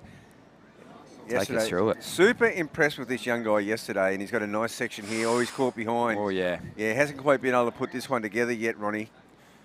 Russ Maloney just climbing vertically over that white water, but this wave's going to run out of steam. Yeah, it fizzled. Some of these waves fizzle, and then they grow again. I mean, Snapper's really weird like that. Bugs, you're getting amongst it these days? Yeah. The lineup? Yeah, mate, I've had I had a year of rehab on my shoulder. You take it all for granted, and then, the shoulder don't work. I found myself two things. One, I was paddling around in circles. And secondly, hang on, here's the wave first. We'll get back to my ailments in a minute. Luke Brumby with a whole lot of speed, driving up into the section. Keeps that hook nice and tight to the pocket. And throws a couple of hits at us as well. Bit of pop in the tail there. And has some momentum for the big finish here as he loads up and bashes through the whitewater once again. So that'll be his best ride. And he'll maintain pace with the front runners at the moment. Oh, he will. He'll put himself in there with the front runners absolutely on that ride. But yeah, getting back to my little situation, it was just like I saw you last year on the Aussie leg. I was still out. I mean, I went for I felt okay. I went for a surf and came in and went, okay, I'm disabled.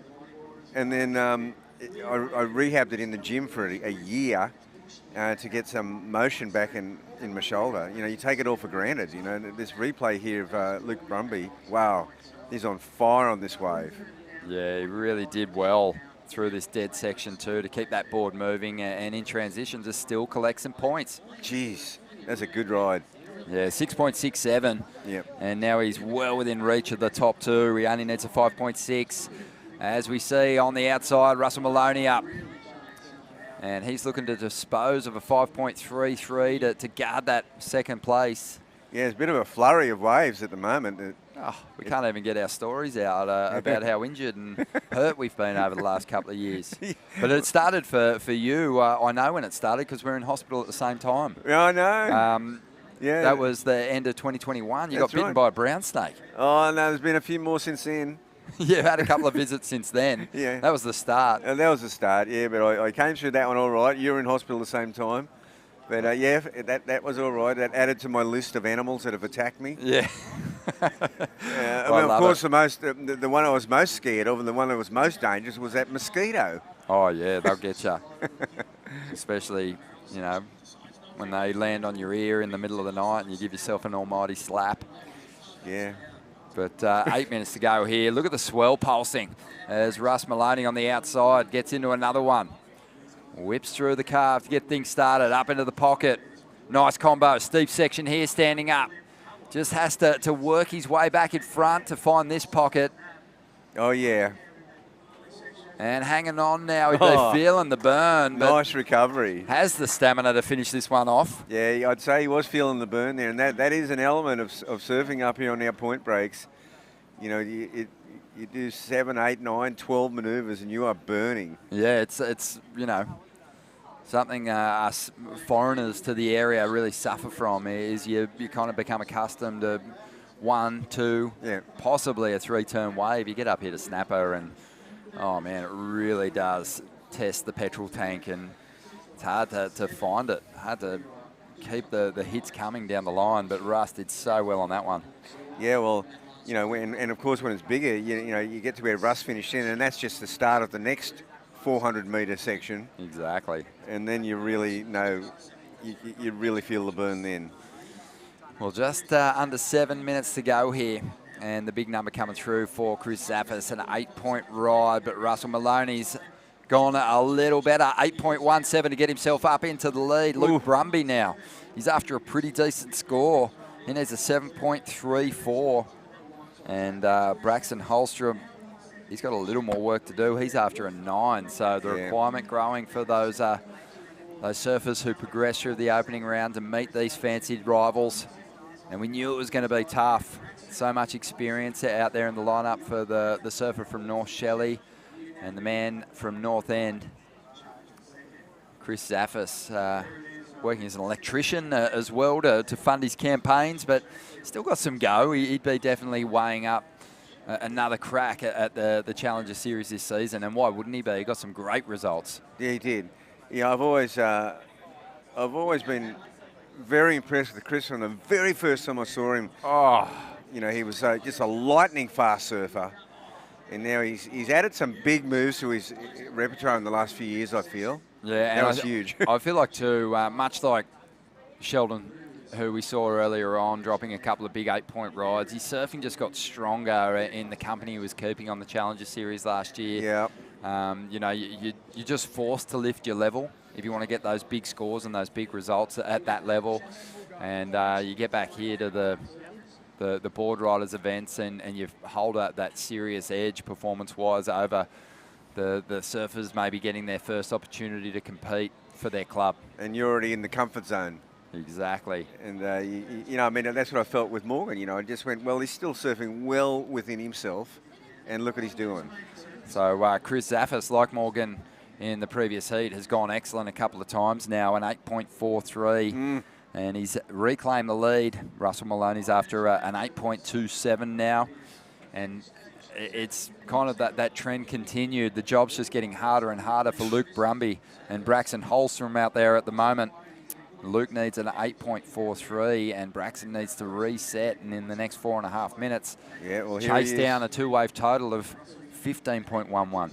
Well, he's not going to get it on that, and he's puts himself back in 4th priority. He's in pretty serious trouble with that one.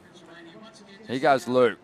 Now with something true, this is the replay actually. Yeah, this is the replay, and he's still in a deep hole, even with this great ride under his belt.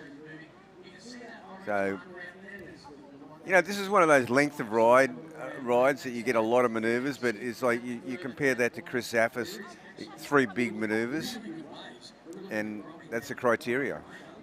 Well, this is going to be fun to watch because Russell Maloney and Chris Zaffis both have big numbers. So if they want to improve their situation, they really have to get on the attack. And Russ pushing a little harder on this one already. The big roundhouse.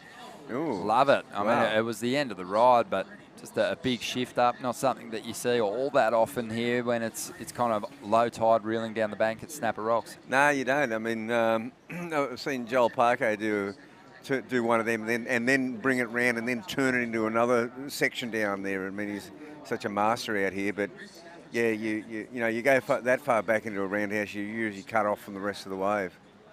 Joel Parkinson, for me, yeah, some of the best roundhouse cutbacks I ever saw. And he turns them into scorers. You know, they're not just an in-between move to get you back in the pocket and get you back behind the whitewater. No. You know, he turns them into just winning manoeuvres. Well, it's a huge frontside carve Yeah. with a massive backhand snap. Exactly. So let's see the replay of Russell Maloney here. Look at that, Yeah, just that's nice. Good. That's good surfing. Really well done, and a nice mix-up. You know, I think all too often we see people these days just start telegraphing a reverse or a spin on that end section. It's good to see a little roundhouse. Well, there's a lead change. Russ Maloney. Yeah, 8.67. So the judges just gorging on what Maloney and Zaffis are serving up at the moment. It kind of blew me out because Russ has had a lot of waves, and then a good set came through, and there he was on it again. I mean, where is Luke Brumby? He's just out there scratching his head. No, he's not. He's behind the rock. Oh, yeah. Looking for the pit. Oh, just got a little wobbly, and he knows that with a start like that, He's it's going to be hard to get himself right back into contention here. 2 minutes remaining, Bugs. Yeah, this is pretty clear cut, this one. Yeah, Russ Maloney's been surfing at this big, you know, this high level for a long time. Chris Zaffis, we mentioned the improvement in his surfing, having travelled the world. Did you note a massive evolution in your performance once you started getting on the road and mixing with the world's best? You really grow, and then comes, you know, then you grow again when that big result comes, and there's no doubt about it. Your confidence, you just, you know, it's that feeling like you feel like you belong, you feel like you're walking in the boots of a champion, and it's incredible for your self-esteem. I guess back then too, it was also you're picking up on big evolutions in design too. So for yourself, you know, you're looking at what other people were on. There was a lot of surfer shapers back then you were competing against, and just picking brains all over the place. Look, I was talking to my old mate Johnny Harris from DY, originally from DY, lives up here now. And he said to me one day, you know, 'cause he's a shaper and he's been in the industry for so long, you know, worked for Barry Bennett, worked for all of them in Brookvale, Shane Steadman. And he said to me one day, he said, yeah, the difference is that there was 96 or 128 surfers and there was 128 different surfboards. Yep. And that is, it really struck me, that is so true. Everyone had a different design, it was such an evolution, and you'd really go down and, you know, this cross-pollination of ideas, and, you know, you'd go to South Africa and you'd see what they're surfing in Durban, and then obviously, you know, California. It was amazing, an evolution. But even going from here to Bells Beach and Narrabeen, you'd just see different boards. I mean, the McCoy era down there, and you go down to Torquay and, you know, Wayne Lynch and the great shapers from the area. It was just incredible how much influence they had on you. Love that. Love it. And, you know, it was obviously working hand in hand in the evolution of performance overall as well, and what lines you could take. But, you know, you can get boards now from master shapers in other countries quite easily without travelling anywhere, which is kind of cool too. But what a performance there from Russell Maloney. You know, he just didn't back down to the Groms, the veteran competitor. Dropped a couple of big 8-point rides himself. Chris Zaffis hanging on to second place. He was excellent as well. And we said goodbye to Luke Brumby and Braxton Holstrom, who we'll see again in the World Club Challenge. We're going to take a quick break. You are watching the Usher Cup.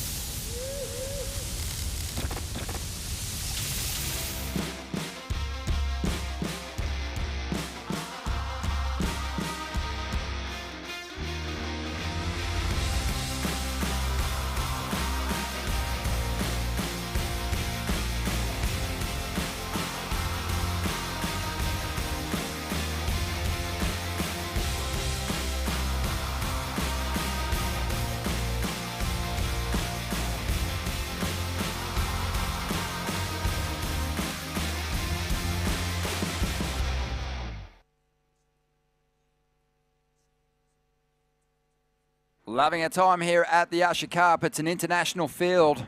The World Club Challenge going down. international board riders meet for the first time ever. And, well, we're into the men's event. We're watching the second round. We're seeing some of those seeded surfers from those fancied clubs hit the lineup. Big names, huge numbers, excellent heats. And you know what? The international field, they're just buzzing to be here. And we're going to see a replay of one of our visiting surfers, Justin Robertson. This is a strong opening ride representing Maui. Yeah, representing Maui, and it's good. So amazing to see the Maui, the Robertson family here, and he's making good use of this section here. Finishes it off nicely. And such a talented surfing family. And we've got Troy Brooks up, former CT competitor, representing the Torquay Club, and just the other week was actually given life membership. Thought it would have happened a while ago. He just did such a good job on the CT representing the Torquay Club, but finally it's happened and he's absolutely beaming. But he and his brother Sean, just unbelievable surfers from that area. Yeah. Dad Rod also, you know, like an 11-time Victorian champion. Yep. You know, and a mentor to me. Yes. In administration, Ronnie. Yeah, Rod Brooks. He really, he really, showed me how really to do it properly. You know, I mean, a really fair-minded guy. Always had the interests of the sport at heart in every decision he made. I went, that's the key. Yeah, Troy's got that similar mentality, just so cruisy. And look at him, he's still got it, tucking in, finding some vision, puffed out of this one. And hammering it down the line as well. One of the most progressive surfers on the CT when he was there. Yeah. Yeah, he had the Superman. He had the Superman. He loved it. Look at the waves right now. Yeah, there's actual barrels happening. And this is an extraordinary ride here. It's one of the better waves of the day. And just some incredible performance surfing going on. Yeah, Matty Job here. Matty Job has been, yesterday, a standout once again. And gosh, he's the pride of Burleigh. Oh, I dig Matty surfing. It's so good. Have a look. The judges dig it too. 9.27. There you go. You know, it's like the main course before the entree. Just serving up that number. Or he's just gone straight to dessert. That's so solid. Yeah, well, we saw Justin Robertson get a wave earlier, but it was only about, he sort of got on the inside. He obviously wanted to get away to an early start. Then the bomb set came. 2 barrels. Look at Troy Brooks, an 8-point ride. Excellent score. So solid. So things are looking good here for Matty Job as we see the replay once again. Get some cover. Yeah, and I like how he puts his combo together right here. This one here. Just snatch and then bang. It's the old snapper 1-2. Isn't it? Just a classic combo there. You know, that link, that speed burn. Basically into the final hit. An amazing variety. I mean, the barrel, the snap, he just carves it down the face, and then the finishing was just so dynamic. You love to see it. 9.27. What a score! Corbin Hutchings out there, Bugs. Yeah, he was so good yesterday. He's a local surfer. Yesterday he looked like he had the right lines. He had the real carve, and he knows he's up against it now. These other 2 guys have got a break on him. So Corbin he'll be looking to come back in this heat. Yeah, he's one of those wild card competitors too. There really he is. After some prize money and looking to get it done. And he just got a deep barrel. This wave's going to sort of fizzle out, and he'll have to stick with it, but it's not going to offer much more. But he came from way back. That's the deepest someone's got a barrel.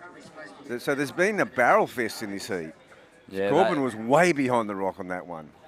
They've been threatening ever since Cooper Chapman sort of fell inside the guts of a big one behind the rock there.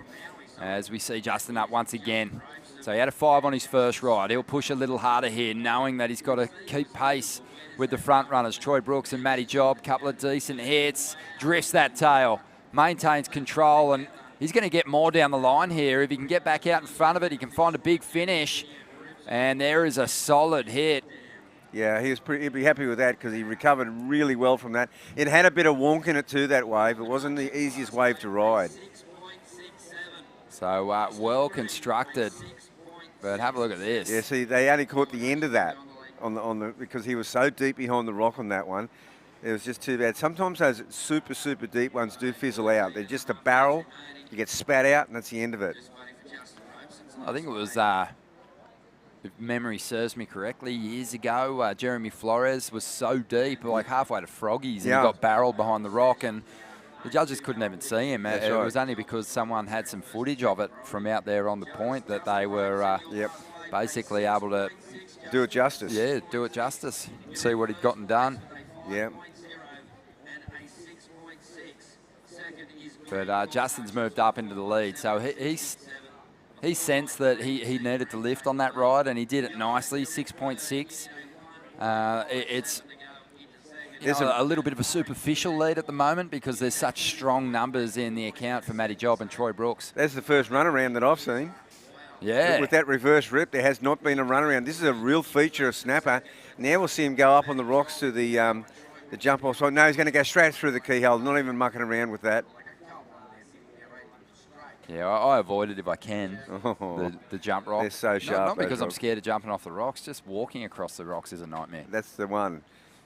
And you're tempted to look up because you can see good waves breaking, and you know, you're a surfer, you want to watch someone get pitted, and the old toe can be kicked off quite easily. Oh, man, and as you get older, the bottom of your feet gets a bit softer.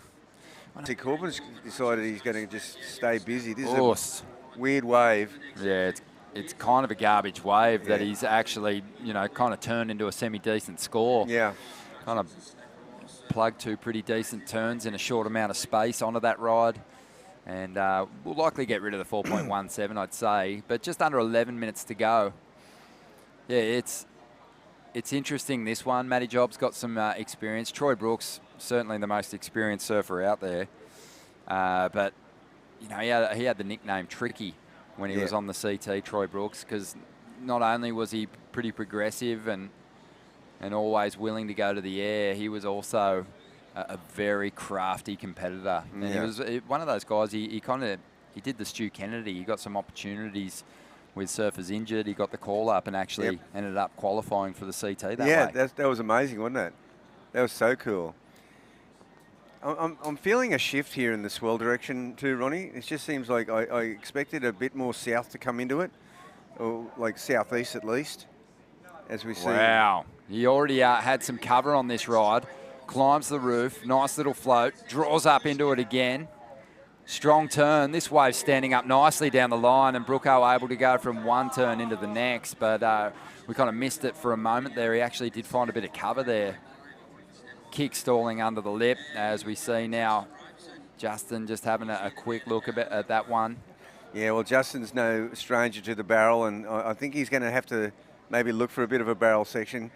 See, don't you think it's got a bit of a different look to it now? You know, it seems like it's gone a little bit more southeast. Not south, but a bit more southeast. It's just got that run to it down the line. Yeah, the barrels, though, that Justin typically is chasing are very different in size to the ones that he's looking for out here at the moment. And just chatting to the boys yesterday, the siblings, their dad, and they said, we're just so stoked to be out here. But they're on the first flight home because they're expecting a swell there. They're like, we're going to probably miss a really good day at Jaws. Yeah, I know. And I said, wow. That's because the Eddie's on call. Yeah, and for most of us, missing that would be fantastic. Yeah. But for these guys, it's an absolute nightmare. They want to get all those big swells. Here's the replay of what Troy got done on his last ride. Yeah, he went down the line. Nice float the boat there. And Troy Brooks just backing up that 8-point ride. Look how busy he keeps his... Oh, yeah. He just jammed it extra turn in. Yeah, Troy Brooks. And there's... Justin looked at that, but he got out of that wave. It wasn't going to do anything. He knows he needs it. He needs an excellent score. That's kind of, a pretty common ride for me out here, just having a look at anything and hoping that it does something. Yeah. Anything you can get. But, wave selection-wise, I don't know if it put him any lower in the order for priority, but it's just hard to figure out. You just every wave that comes in here, you want a piece of. Yeah, well, two of them were surfing, so he would only go back to second priority. We know Matty Jobs is sitting there because he's only had the one wave. Yep. We know he's got priority. So Troy Brooks has put another 8 on the board here, 8.5. Gee. and that's put him out in front. So Corbin's hanging on to second with a couple of mid-range sixes. Justin's been pushed back now, and he is after a 6.38 to get to second. But Matty Job's the danger man. He's going to set the pace for what Justin and Corbin are going to need once he drops in a second score, because he needs next to nothing to get himself up into the top two. And really, he could jump into the lead pretty easily too. Now, the other factor that come into play here, we've actually seen very consistent sets for the first half of this heat. If it did go into a lull situation, then Matty's back in a situation where you get the perfect 10 and no backup. I don't expect that to happen, but it can happen when you get, you got that 9 point something and you get very, very picky. Yeah, well, I wish I knew what you were talking about, Bugs. I've never been in that situation. I've had the high-scoring 5-point ride before and failed to back it up, but never made it all the way to the 10. I did at Sunset Beach one day. I got a 10-point ride, and then you were sitting out there like, la, la, la. I did have a 10 one time, and my 9-year-old son, Mickey, was watching me surf. He was up there watching the live heat screen, watching the scores come in, and I got through the heat. He ran down, and he said, "Dad, you got a 10."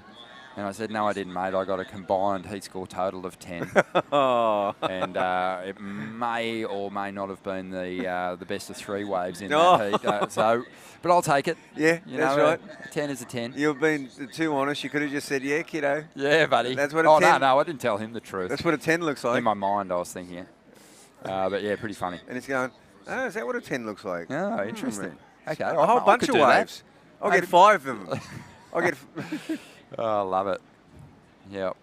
But it's also, you know what, I want to give props to the live heats. Chris Friend, a really talented up-and-coming Australian surfer who always had a big old brain inside his skull.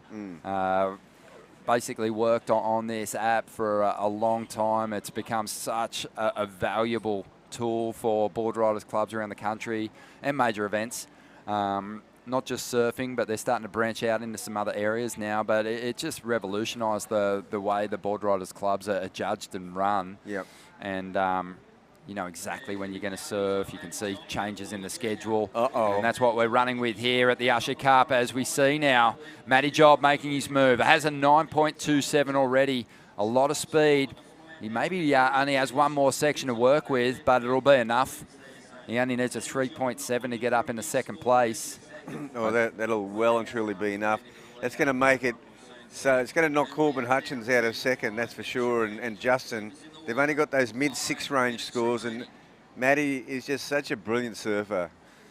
Yeah, he is. He's got his own unique style, but with that low kind of back knee that drops to the board, you do kind of at times see sort of shades of Taj in there. Yeah.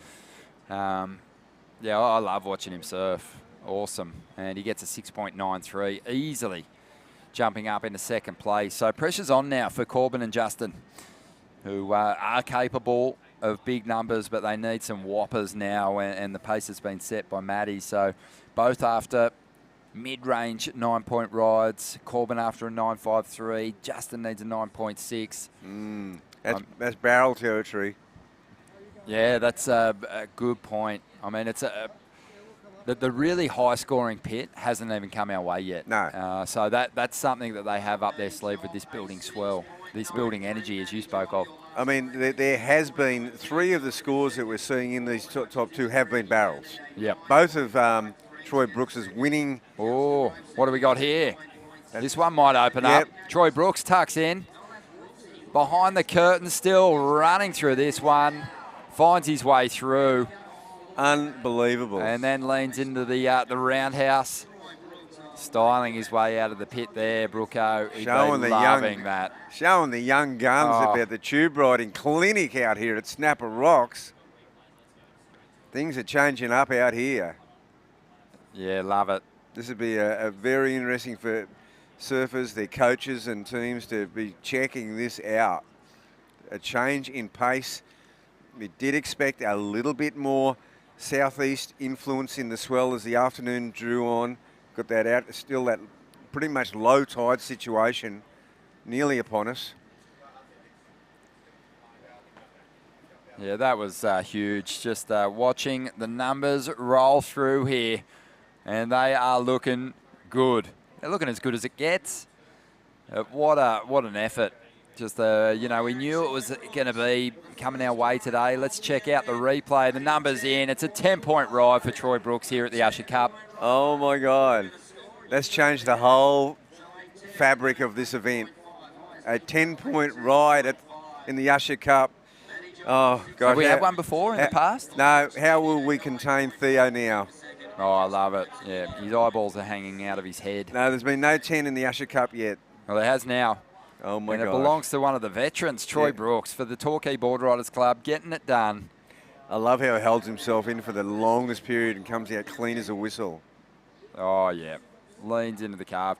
You know what? There was that kind of move away from rewarding that behind the rock approach and getting barreled.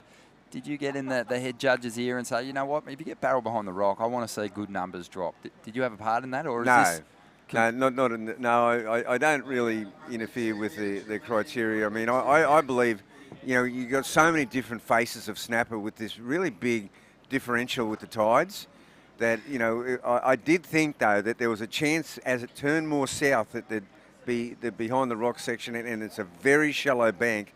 I thought the possibility was there, but, you know, the head judge can set the pace. He's a very experienced head judge in Glenn Elliott. And I think he's done the right thing here and rewarding the barrel. Yeah, it was just an old school snapper approach. Even that carve behind the back into the roundhouse to, you know, really complete. I think the absolute combination of what you dream of out here at snapper, getting barreled and coming out and letting go of a big carve. Yeah, it was that section that he really held himself back there, but he did it so well and so sneakily. You said, you know, in that it looked like he was travelling the whole way hands-free, but I reckon he might have just really milked that to the maxicus. Well, yeah, you know, that's the benefit of having the big love handles that you can kind of lean into the face of the wave. No, he's looking trim and healthy, he sure is. Troy. And, yeah, no, just that, you know, the best in the world can do it. It's sort of like you can dig that arm in and almost kind of force the direction of your line into the face of the wave to maintain pace with the opening of the tube whilst keeping yourself behind the curtain for a longer period of time. That's right. Masterful. Masterful. So that means really that, you know, it's all about the battle for second place here. And it still is a monumental hurdle that Corbin and Justin have to overcome to get themselves through this heat. Yeah, nothing changes in that equation. Oh, hang on. Old Tricky's back to his old tricks. Careful, mate. Hey, the old hip joints aren't what they used to be. What a great performance. Troy Brooks, there he goes. Oh, well. Mate, he's still got it. It's a curtain call. He's still got it. That is just a highlight for all time. Well, he's got a big smile on his face too. Yeah, he's coming in centre stage. Yep. Latest surfer to be inducted as a life member to the Torquay Board Riders Club Hall of Fame, and hasn't he delivered? Well, that's a victory lap on the Hall of Fame. Yeah. I mean, put the board, bolt it to the wall, sign it. That's what I reckon. Up in the Torquay HQ. There it is again for you. 10-point ride for Troy Brooks. God, the Torquay Club, we'll have to check out how they're going. I think they're going pretty good. I'm just... You know, one thing I'm a little baffled about is the fact that he's just walking up the beach. Yeah. Shouldn't he be getting chaired right now? Oh, exactly. His feet shouldn't touch dry sandbugs. Now that young surfer from Torquay, Will Droomer, oh my gosh, he's impressed me. Oh yeah, they're looking really good as they, you know, see surfers progressing through the rounds here. That's awesome stuff. Oh, come on, Tapper, talk it up. Give him the Team chair. Torquay. He's appealing. Yeah, Troy Brooks and Matty Job dropping big numbers and getting themselves through. Oh, there you go. He is beaming. We're going to get him straight into the booth, I believe. I believe so. He's got every job in the world coming. Oh, look at him. Hey, signing babies, kissing foreheads. Yeah, he's a new MP for Torquay. Oh, so good. Just so fun. And, you know, I think everyone could kind of get behind that performance. What a fantastic job. Unbelievable, man. Step on in. Troy Brooks, life member now of Torquay, and really validating that induction, mate. A 10-point ride. just reading behind the rock beautifully. Congratulations, mate. What a performance. Well done. Thank you very much. I thought they were just being nice. Recognising a life member, and we better give him a singlet just to make him not feel so old, but that was fun. Mate, wow. you used to riding waves out here back in your day, competing on the championship tour. You'd come in a little short of breath, but how are you going right now? You need a minute? One heat a day is about my standard, or maybe 2 surfs, but that's about it. Mate, that was so fun. I mean, Snapper Rocks, obviously relishing the opportunity to be out there with just a few other surfers, but a great heat too. Some pressure applied by the Groms early on, but Matty Job and yourself dropping big numbers throughout. Yeah, Matty got that 9.5. I was just too deep, sort of behind the rock, and I was like, wow, that's a bomb. And then he teed off on it, got barreled, and I was like, okay, that's the standard. And then So I luckily came back all right. that's what I want to ask you. When you went out there, did you think barrel fest, or was it because you had an 8.5 and an 8 to go with that 10? Well, I had 2 guys from the points. I had Corbin and Matty. Yeah. So I knew it'd be they're comfortable with rocks and all that sort of stuff. And So. Corbin gets deep barrels out here. Yeah, well, me and Corbin were like way behind on that Yeah. second rock for a bit of a Mexican standoff, and I'm like, I turned around to him and I said, we don't want to give these guys too much of a head start. And then we Oh, you try cut to it talk down. him back. You Talked talk him him back. back. Oh my gosh. Mate, just chatting board riders clubs in general. I mean, you've had some real success competing as a surfer, but what did it mean to you to be honoured as a life member of the Torquay Board Riders Club? Oh, it's pretty special. I mean, you grow up in a community, a town, and a surf community like Torquay, and I watched all my idols from the town, the local heroes, get recognised, since I was 6 years old at the club, and then, at the ripe old age of 43 to get that recognition is, pretty special, and I was really honoured. Calbell Warren, model president and club champ, got it that night with me as well. So Oh, wow. it was a really cool day.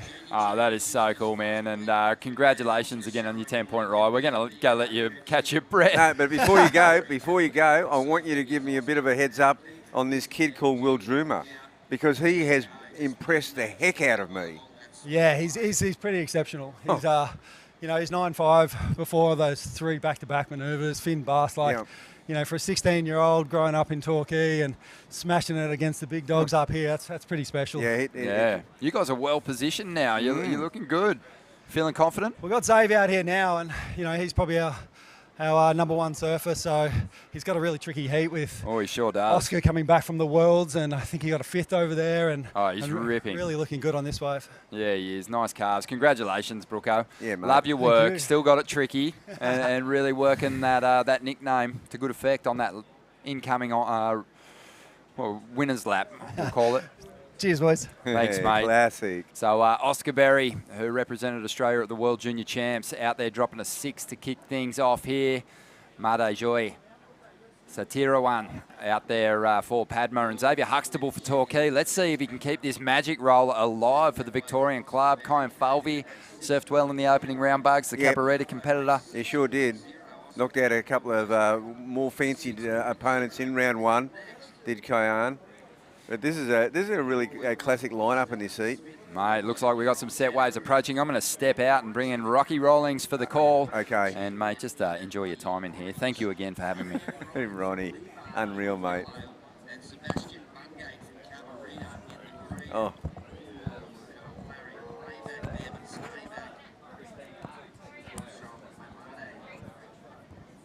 And there we see Xavier Huxtable, as Troy Brooks said, the number 1 seed from the Team Torquay, up and riding. So he's opened his account, and Torquay are making a big impact here. Rocky Rawlings. Yeah, thanks, Bugs. Yeah, haven't they? They've got such a solid approach already. They've just had some star performers go on, and of course, Troy. Wow, how good was that? The perfect 10. Yeah, well, and he had the 8.5 and the 8 to back it up. He turned it into a barrel fest. And that's what can happen out here in the blink of an eye. It can turn into barrels. Yep. And Troy, he's well tuned out here. We know, he's moved up. He's living up here. They've even though he's Torquay board riders, but we see him, and he's one of those guys when it is big, he's way in behind the rock there. Yep. I know that because I tried to take off on a wave and went over the falls and landed on him one time. There you go. That's my claim out there. So, he's a great bloke, and he forgave me. Yeah. But, you know, this is what he does. He just loves slotting in deep, and that was such a beautiful barrel. Oh, and he said that it was a Mexican standoff with Corbin Hutchins, and we know how deep Corbin goes here. And then at some point he went, hey, those Matty Jobs and those guys, we've got to head down there. And and I think he might have then got the inside. So a bit of a manoeuvre. Oh, the old dog, eh? Yeah. He still has a trick up his sleeve. He's Bloody got a lot tricky. of tricks, man. That's awesome. That was so good. Yeah, love it. No, well, and these conditions, you know, we were expecting it was going to come good. The southerly is now up, which is offshore here. Yes. And that's cleaning these walls up, and that's what we're expecting. Look at this aerial shot we're looking at. The boys out there pointing back to the barrels inside behind the rock there. So, bouncing off the bottom of the tide. It's 1 o'clock local time here. 1 p.m. at the low tide. It's a bit after, I think it's close to 1:30 or 2 o'clock. So we're going to be bouncing off the bottom of the tide for the next hour, and that's great. That's what snapper loves. And once we get that bit of push to Sav, might get that extra bit of push of swell in. Yes. But no doubt you can see that little bit of sand being churned up out there, and that just keeps feeding around, just feeding this beautiful little section. And I sensed in those last two heats that slight shift in the swell direction, just a little bit more southeast in it. Definitely that north broken swell we had yesterday, it's gone. Yep. Yeah, it's well and truly gone, and we're now getting those cleaner lines, started to swing back around. I think you mentioned before, saw the first rock run around jump off. Yep. So that's going to happen, even though there's still a bit of a reverse rip out wide. Down wide there is. Yeah. So for the most part there will be probably a paddle bout. But if you want to be behind the rock and you know and you're going to jump off the rock, then most definitely there could be the run around. It's dry sand and it's a quick run. Yes, indeed. No, it's looking good. It's looking really good. I'm looking forward to the rest of the afternoon's worth of surfing, and then obviously tomorrow we'll possibly see that jump another foot or two. Could even double the size of what we've got now. Depends on that swell direction and what's going to come in.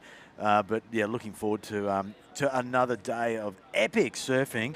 So, so Rab, look, we'll just do a quick recap of this, and we'll have a special guest we're going to introduce shortly. So, at the moment, Xavier Huxtable, from Torquay. Once again, he is a star performer for them.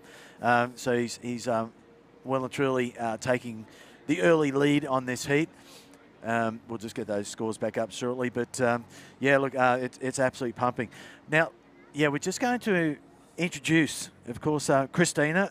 She's running and overseeing the Santa Cruz Board Riders Club. And Rab, I don't know if you guys met. So Wayne Rab Bartholomew, former world champion and legend, and Christina coming from Santa Cruz. You've put together a really good team and must have been stoked. You know, I think you're telling me you've only been running for a little while, or tell us a little bit of history about the Santa Cruz team. So this week is our 5-year anniversary of being a club. And so we, about half a decade ago, finally committed to kind of replicating what you all are doing over here. And the whole community was behind it. Our first meeting was huge. And on our first year, we had hundreds of people involved, like over 200 on our first year. That's awesome. Yeah. And for us, it was pretty special, like combining the east side and the west side together, all under one club. I know over here it's a little different, like each break is a different club, but for us we're all one town under the Board Riders Club. So yeah, it's pretty special. 5 years fast forward, and now we're over here celebrating with you all. And how was it with the call up when Rabbit and obviously Theo, put this out as an international, the first international club event, and the call went out to you guys? I mean, tell us about that. How did that unfold? Oh, well, I've been talking with Rabs throughout the week. Okay. Like, we've been teary-eyed, like, throughout the week, just how unreal it is. When we got the invitation, it was, like, such a privilege and an honor to hear from you guys, and we've really been trying to replicate what you're doing, so to know that it's kind of, like, been recognized over here and to be able to take notes in person has been pretty special. That's epic. And Glenn, when it first went out there, like, because we didn't know if there'd be any interest in coming over here, and I kind of knew that there was some amazing explosion of surfing, of clubs in America. And when it first happened, and I said to Theo, there are absolutely 3 clubs that have to come. And if they come, we're going to have an unbelievable event. Awesome. It was Huntington Beach, Santa Cruz, and San Clemente. Wow. And, Okay. and they all said yes straight away. Of course, San Clemente couldn't come in the end, but wow, it was such a buzz to know that Santa Cruz were coming. Yeah, well, you tried to get it started like decades ago over Well, there. we did, and then that's a classic story. Oh. Peter Townend, Sean Thompson, and I, Wow. in the 1970s, Well, yeah. got it going. I had Main Beach, I had Main Street, Huntington. Yep. PT had Lake Street, and Sean Thompson had Newport. Wow. Okay. And we actually had some events. And then it just didn't quite, we left town, went on the tour, and it just didn't quite take root enough, And because, look, Australia's really unique like that. We've got hundreds and hundreds of sporting clubs. There's clubs everywhere. That's just a part of our culture. And I think it just took, even though I know there's a lot of different clubs in America, but it just took a long time for surfing, board riding clubs to just sort of take root. And now it's grown so much. Now it's across the whole U.S. Yeah. East Coast has loads of teams. Yeah, and we're breaking up into different divisions. So it's kind of like this is the launching point. Who knows where it's going to go from here. But let me give you another little bit of history, though. In actual fact, when Wind and Sea Club in the early 1960s or late 50s, they came out here, it actually did start in California. That's right. Yeah, the Wind and Sea, the original. It actually did Original start club. in California. Wind and Sea had a club. There was another club at up the coast somewhere. Someone told me the whole history, and I went, "That's right." And then it sort of just faded out because, it faded out with what was going on in the late '60s with the Summer of Love and just what happened in, the whole thing just changed. It kind of went underground. So were they doing contests back then? No, I don't know. Okay. I don't think, I'm not sure, but I think they were having some kind of rallies, but, and I don't know how formal it all was, but I do know that the Wind and Sea Club in San Diego were probably the very, very, very, very first club. So that's pretty interesting history. Yeah. Yeah, it's good to have it written down too. Yeah. Because that's something I've never even heard before. Yeah, well, That's awesome. and then in Australia, it's what you call the conscious unconscious. Like everyone at different beaches started doing the same thing, and it just took off. And now it's exploding in America in exactly the same way. And it's so communal, it's so nurturing, and but in America, what's really cool, and this is what I spoke to Brandon Gilmay and the guys at Brett Simpson about several years ago, quite a few years ago, when they actually rang me, said, "Bugs, how do we do it? Like, how do we get it all going?" And I went, "You in America, you've got such a great advantage here because you've got such surf towns. You can go to the city council down to City Hall and get the whole town involved, and really that's how it's happened. And I'm not saying I had anything to do with it, but I'm just saying I could sense that was the way it was going to happen, the best in the US, to get the whole town involved." Yeah.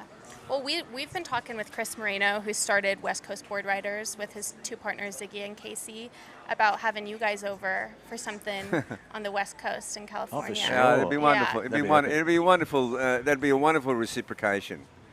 Oh, Yeah. well, you've been such gracious hosts. If we're able to kind of do the same for you guys, we'd be so stoked. Oh, it'd be Yeah. wonderful. Koala? Of course. Yes, of yeah. course you did. Yeah, that's a must. But the World Club Challenge hasn't even started yet. And No. so we're so excited to see tomorrow's really how the whole Okay. team format is going to work over here. Yeah. Yeah. And it's going to be a unique format. There's because it's designed around the break and it's designed around. We want it to be entertaining and really unshackled. Like free of penalties and all that kind of thing. Just. We're not doing tags on the beach. There's no boxes to run from. It's surfing. We just want you in the water. So, you're going to be able to, go from the keyhole straight to the lineup. When a surfer finishes their ride, they raise their hands. They might be down here in the water, and the next surfer can go, Yeah. It's just going to be, I just want the action to be all in the water, not doing, and on beach breaks it's cool to do the run-ins, but we're at Snapper Rocks. Let's stay in the lineup, Yeah, well, back home, the tag team, like running onto the beach, can be quite a rush for us. Yep. And so we're trying to think, like, we know we get those extra 3 points at the end if we have someone run to dry sand. So we won't give away our secrets, but we have some Oh, plans no. for how to make it work. Oh, look, you know what the beautiful thing about it is that you can just be creative with it, come up with your own format. That's all I've done. I mean, I don't even know if it'll work. Yeah. And there's you know, in Australia there's lots of different tag team formats and all that, and that's why ours isn't called tag team, because there's no tag. But you know, we compete in many tag teams, Glenn? You know, and different formats and different, just like little tweaks, and they're all good. They're all good. It's great being in that club environment, and as we've said, you know, we've grown up in the snapper board riders, surf riders, and surfed a lot of these club events over the years, and that camaraderie and the weight on your shoulders when you are a surfer, knowing that you've got X amount of time, you've got to get that good wave, you've got to get back in and get your other surfer out there. It's not just an individual thing, and that camaraderie and that the team spirit that comes into it, it's hard to explain until you do it. And you get out and surf. Well, Pete Mel, you guys know, he joined maybe just after our first contest or something. So he was like watching how we do it on the first one, and he got fully hooked ever since. Awesome. Yeah, I mean, what you're describing right now, like, you have to join a club to know that feeling of how it is to surf for your town or your break. Yeah. You know, it's pretty special. Yeah, it is. Yeah. It's really special. Wow, that's cool. Now, I mean, we've talked about, you know, traveling as well and going to Hawaii, and, you know, you go to some places and they go, where are you from? We go from Snapper, and, you know, the kids go, oh, man, I want to go and surf there. And it's likewise. We talk to our kids who surf here, and they're frothing. They just want to go and surf other spots around. So the more of these events we have and the inter-community link-ups that we have between all of our clubs globally, it's just about to explode. You know, an opportunity of bringing the world together through these clubs and these kids experiencing that great lifestyle. Yeah. Before the World Club Challenge was kind of part of the conversation, we had kind of fantasized about Snapper and Santa Cruz being sister clubs and how we can all like host each other, and so that's so cool. You guys are welcome anytime. Oh, that's so cool. That's awesome. Yeah. Oh, well, I mean, I've got a lot of friends. So has Glenn from Santa Cruz over the decades, and you know, surfing in Hawaii. My dear friend Richard Schmidt. You know, we go way back, and I mean, so many. You know, Anthony Rufo, and it's such a classic Santa Cruz crew. So hardcore love of surfing. Oh, they all love you too.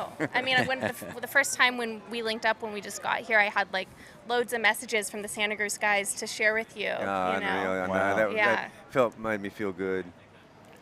You know, just get back to this heat a little bit. Yeah, this has been a really quiet one, Glenn. I mean, that last heat, the last two heats is absolutely pumped. And this heat here, that was Kyan Felvey's first wave. It's a two-horse race for sure. Yeah. Xavier taking the lead with a couple of good scores, you know, the 7.5 and the 5.3. Let's have a look at this. This is going to be... This is Made. Made, wow, last effort. I mean, we're down to dying seconds, 4 seconds remaining. This will be a crucial wave. Come on. Oh, no. Wow. Now, one of them have been feeling a bit ill. And I'm not sure if it was Made, but I'm hoping he's okay. Yeah, it looks like then Oscar Berry, obviously, and Xavier having the better of the exchange out there. Gosh. I mean, we're seeing a lot of lulls going through, and, you know, it's now being a matter of being in rhythm and in selection of those sets. We talked about before, there's a whole new swell. It's just started to brew now in that early part. It's super important to get those early scores on the board, but also to jag those winning waves. Well, that's so cool to have you here, and thanks for having us. you know, it's just it's wonderful. As I said at the thing, you know, we're just running a surf contest. What makes it magic is all you folks being here. It really is. That's what makes the magic. Well, thanks for the call up, guys. Unreal. Yeah. Thanks, Christine. It's good meeting you. Thanks. Yeah, you too. Enjoy your time while you're here. We will. Thanks. And we'll see you guys in the World Club Challenge. Yeah. It's on. Bring it. Yeah, unreal. Well, that was awesome. We're going down to Cooper Chapman down on the rocks. Take it away, Coops. All right, we are down here in the key hole at Snapper Rocks with a great friend of mine, Reef Doig. Yeah, Coops. Reefy, how you going, mate? Haven't quite got the call-up first alternate right now, but born and raised in Bali. The Bali boys are over here competing for the first time on the World Challenge. How cool is it to have your home country boys over here competing at your new home country, your new your new location where you're living? Yeah, well, it's epic, Coops. You know, the boys' dream of surfing a point drag. You know, 3 foot, like perfect right now.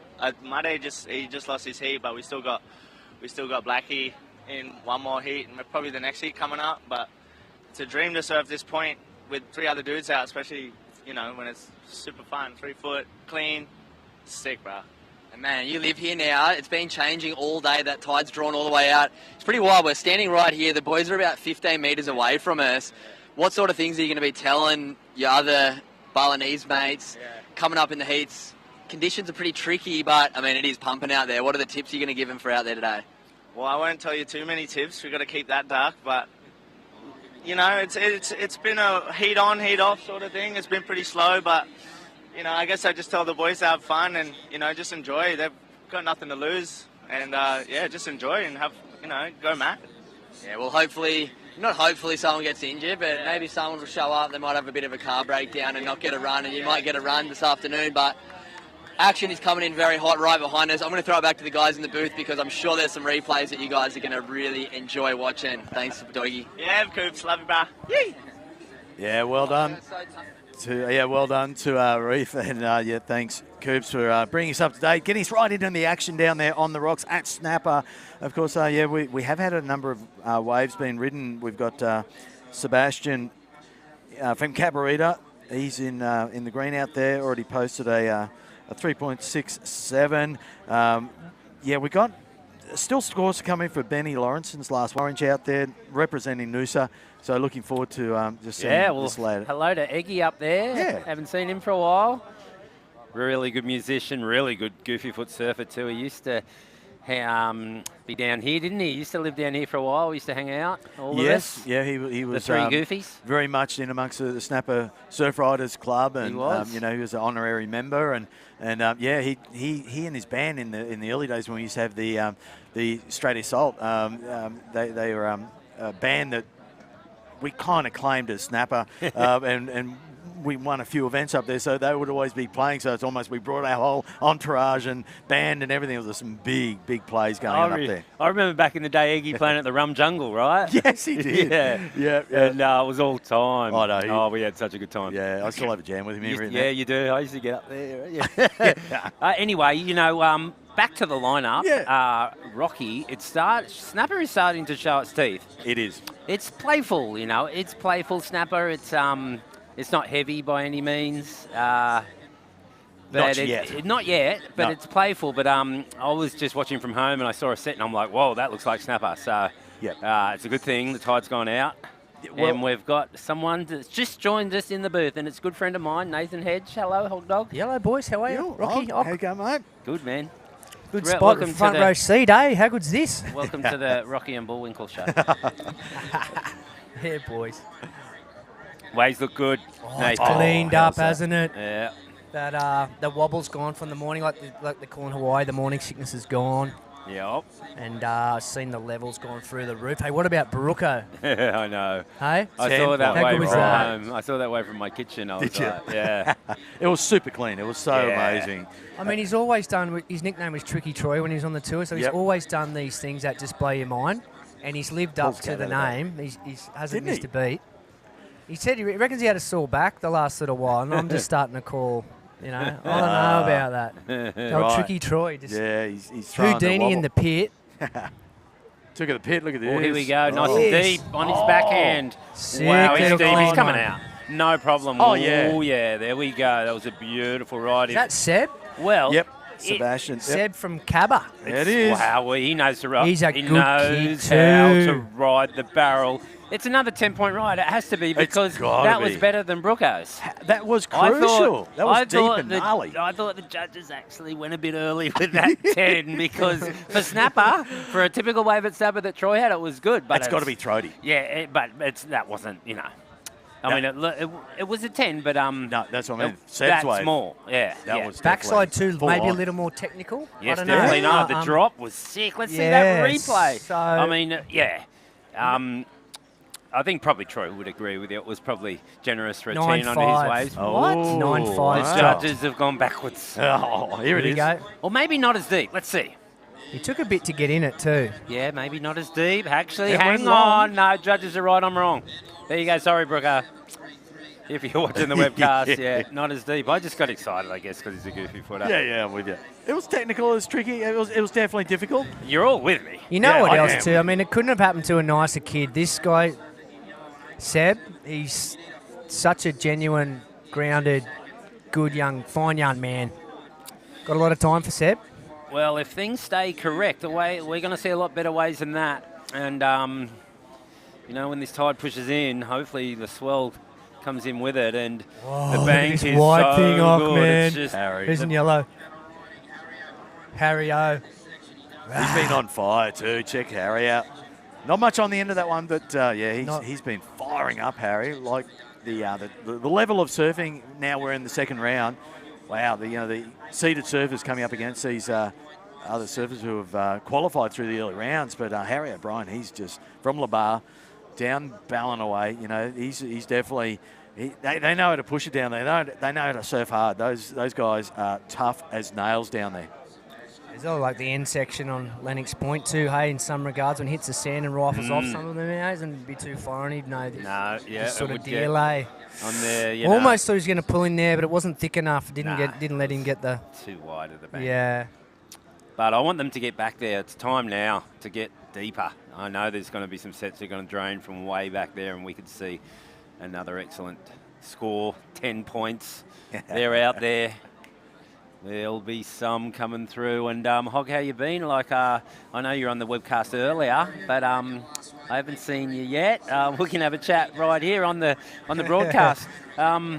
Little tiny wave inside there, but yeah, you've moved. You've moved away on us. You've moved from Pottsville. Yeah, mate. Another adventure, different location. My little girl starts school, Marimbula. Marimbula. Yeah, down the far south coast. It's gorgeous. There's a sick left sandbar too. It's kind of like reverse of this, and who knows if my little daughter's going to end up wanting to surf or not. But it's definitely there on offer, and she's a little goofy footer, so sometimes you just get blessed with these opportunities, and that's the way we're looking at it. So we get to witness and experience another beautiful part of Australia.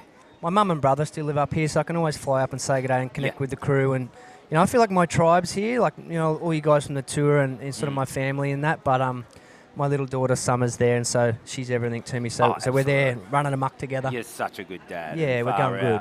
I wouldn't expect anything less from you. How is the bar at Marimbula? How's the bank? Oh, it's sick. And, I used to hear the stories. Right now it's good, yeah. It's good? Wow. And I used to hear of back in the day before all your guys' generation used to get flights down to Bells, like Simon Anderson and the good old boys and the guys from Hawaii, Mick Ho and that would come down. Maybe you did it yourself, and they'd do the road trip down from the Coke Classic down to Bells, and they'd stop in at Marimbula and surf. All their boards in the wagons and stuff, and I love hearing those stories. Yeah, I've stopped in there a few times. Yep. Marimbula, got to surf Pambula once too. That wave was amazing. That river mouth there. Someone told me the bank's not like it used to be, but back in the day, definitely one of the best waves in the world. Yeah, apparently, MP used to spend a bit of time down there and really kind of had a little, really good connection with I've heard those stories. Yep. We just got chicken skin. Look, I've heard a story about MP. There's a few stories about MP down there. Apparently the farmlands and stuff, it's changed a little bit. The wave isn't what it used to be, but that's like everywhere. The good old boys, not like the 70s, not like the 80s. Should have been here back in the day before leg ropes. We used to wear footy jerseys for weddies. Am I one of those guys now? You're not. No. Oh, look at yellow. I'm getting a bit excited here. Hey, when are you surfing? I'm surfing in about an hour and a half. Oh, nice. Right. Oh. Harry O. Oh, that was good timing off the lip, but it kind of put him to side for the bonus section. You going to go way back there, Hog, or are you going to stay a bit wide? What are you going to do? I'll probably do our ock. Here we go, behind the rock. Oh, behind there. He's not. Oh, he's a kickstall. Kickstall barrel. He wasn't far back, though. They're still sitting a bit wide. You could be way deeper. It's come a bit more south, has it, Ock? Yeah, it has. Yeah, it has. The south component has definitely entered the lineup. Look at this. It's kind of washed away that north swell right now. No north swell now. It's all south. Look at it. Winding it all out. Oh, my goodness. Wow, and behind this, we haven't seen it on screen, but there's definitely solid sets coming through. Here we go off the wall. A long inside section about to line up. He's gone the halfway back out. Yeah. Right in front of the judges down here. There's still so much meat on the bone. Let's just see what he gets on this. Harry O'Brien, big snap off the top. Going through the little Marley section, so right down like That'll be 100 an metres interesting away. score, eh? See, It will because he be did take interesting. off halfway up the lineup, but Yep. still had good wall, Yes, major there's turns. definitely a couple of different ways to skin the cat. That's going to be a good score wide for sure. It'll be tricky because, there are waves and barrels behind the rocks, so they've got their work cut out from Yeah, well, I mean, judges. it's 20 minutes, so it's hard to do both, isn't it? You kind of got to go for one or the other. I mean, if I had priority, you'd want to start back there and then try and be a wide guy. But that, that was a good score, and so you excited? You've haven't competed for a while. I mean, that Connaughton Tahiti, I just got to talk to you about it while we're on broadcast, was amazing. I've told you this personally that I had my money on you, and you came close. I know, I was paying pretty good odds at the You start were, too. I think it was mate. $80 or No, something. well, I think you're 40 to 1, One yeah. stage it was 80. I remember I had a few cousins in that sending me screenshots. I was 80. Like, oh, well. I was spit wiped off my eyes on the channel. The first person I saw was Owen Wright. The channel, I just started looking right into his eyes. Just like, what about that effing thing? Oh, I don't know about that feeling so many times. You've got to have a big ticker for that. That was a big wave, and well done, Hog. Congratulations on that effort. Thanks. It was great to get the opportunity and capitalise, and hopefully it inspired a lot of guys, that might be questioning themselves that, it is possible, and just because it might not make sense to someone else, if you believe in it yourself and you get after it, things are possible, Yeah. And I understand it. It's not everyone's cup of tea, and it's different horses for courses, but courses for horses. But it was an absolute privilege to get that wave. Yeah, you gave us a heat. stoke, mate. You gave us a stoke, that's for Yeah, sure. we did. And all our school footballers, we were stoked to watch it. I was jumping up and down on the couch, that's for sure. Oh, my goodness. It was epic. What Now- about Benny? Yeah, look at this. Look at back to Benny the heat. Lauritsen. So big scores here going down. Ben, he's posted that massive 9.27 and backed up that earlier wave of his 7.33. So he's taken the lead. Harry O'Brien, though, he's also been on fire. There's been big scores going down here, isn't there? Massive scores because Sebastian, he is in fourth and he's had that 9.5. 9.5? Oh, my goodness. How can that happen? You You've do got a not 9.5. want to lose with a In fourth. 9.5. I mean, I heard him talking earlier in the broadcast that to all of us that, in heats, we've done it before, haven't we, Hog Dog? Had that high score and not had a backup and not get through. It's the worst feeling because after, that when you get that score early in a heat, all your nerves and everything that you might have had have gone. You're like, sweet, I'm safe. This is, going to be a piece of cake. And then if you come out of that heat and it didn't happen, you are ropeable. Oh, you're that dirty, eh? You just got to get the back up, not panic. But there's so much opportunity wide. He's got the highest heat score. He's probably not freaking out So, yet, right? but the other guys haven't been too shabby. I mean, we're talking 7s and 8s for second for Yeah. Harry O, and then Austin's got himself a 7.77 with a 5.83. So He's got the scenario where it can happen. I mean, here he goes. Nah, this is Harry it's O. not him. He must have Sebastian. priority, does he? He must have priority. He's sitting there. He's in a good spot. Good spot. He's not too channeled his deep. inner rock. He's heard up. Yeah, Going up deeper. Yeah, but What do you right reckon? now it's too risky. Like, if you go that deep, I mean, there's it's 6 to 4 or something that you're going to make that wave. You don't want to have that risk. You want to sit nice and wide, make sure you get the good one and surf it, and you'll be fine. Especially with 4 minutes to go, because, there's so many opportunities. We're going to just throw down to Cooper Chapman down on the rocks there. Coops, take it away, mate. All right, g'day guys. I'm down here at the trophy table. On Sunday, we're going to be giving away all of these things. Men's trophies over here, women's trophies over that side, but the one that's the most important one is this beautifully sculptured Usher Cup trophy. We've got Angari on there, we've got Snapper Rocks on there, and we're going to have a new club, or potentially maybe one of the 2 clubs have already taken it out, but I tell you what, we have got an action-packed field of competitors. Right now, I think this might be the best heat of the day in the water. We've seen 9s go down, we've seen 8s go down, and I tell you what, every surfer out there right now would love to win one of these trophies, but I think on the end of the weekend, the trophy that's really going to matter is this big Usher Cups team challenge. So stick around for the weekend, it's going to be good fun. Awesome, thanks, Coops. Yep, great rundown on, of course, the last couple of years. Some big challenges going down, and this one, the biggest year so far with international clubs in play. Some amazing surfing going down. The swell building. Look at this out the back. Going for the pit Once again. Got to come out, otherwise it's dangerous for him. That was Roadie enough, such. that He one. had to do that. He had to pick that line because, there was no going around it. He had to thread that thing, and he didn't make it. Oh no, he's in trouble. Well, we're seeing that wind, like starting to see some white caps out the back there. We saw the flags flapping there earlier, so we've got that. Tell us what's going on, weatherman. 30-kilometre southerlies tonight, so that's going to give us that building swell. So we could rock up tomorrow. It could be double the size, nice offshore winds in the morning, but this is what we wanted. It's playing perfectly into our hands. The wind, you said it before. This reminds me of an event that the Quickie Pro had once. Yeah. It was Bruce Irons in a heat. They had a leftover junky north swell. Yep. The wind howled, turned south, and this groundswell came with it. And he was getting so pitted, and then that whole event just pumped. It mightn't be different. I mean, like I say, it's snapper's starting to show itself. It is. And what we're seeing now is, like you're saying, whole new swell, and we're finding those barrels opening up. We could find bigger, gnarlier, awesome barrels tomorrow. That's what we want. Got yellow on the inside there. Sorry, that's not on screen there. Orange is just paddling out. We were just looking live there. Sorry, that's something that we're not allowed to do. and I always do it, sorry. But anyway, there's not much time left, boys. 1 minute 20 to go. 1 minute. And what does green need? I'm going to tell you. Get my reading list. Needs a 517. 517 for Sebastian Yeah, with that 9.5, that wave that I love, Well, that big dog takeoff. Beautiful barrel ride. It could play into his hands if the other guys get a bit caught up top looking for something. Look, Here here we he go. goes. Here he goes. Okay, it's on. Let it be a grower. Nice first turn. Has it got any meat on the bone off? It's got to be It's a grower. small. I can't see a whole lot down there. Oh, Hog. no. I got a bit excited for him. You did. That 40 dark seconds. cloud behind it made it look like it was a bit more It of a was walk. hard to read, wasn't it? Anyway, that's my take on it. Yeah, because there's that dark ocean out the back, and look, Yeah. at the inside it's light green, and it looked like it had a big wall. I was with you. And a big barrel behind the rock, someone free falling. Oh, he's done the cockroach coffin ride. Hasn't ridden out, though. What would they score you for that? It was a single fin, Connors, you'd probably get points. Austin, he needed a score too. There wasn't much on the end of that, though, if Here we that go, makes him down feel the any end. better when he watches the replay.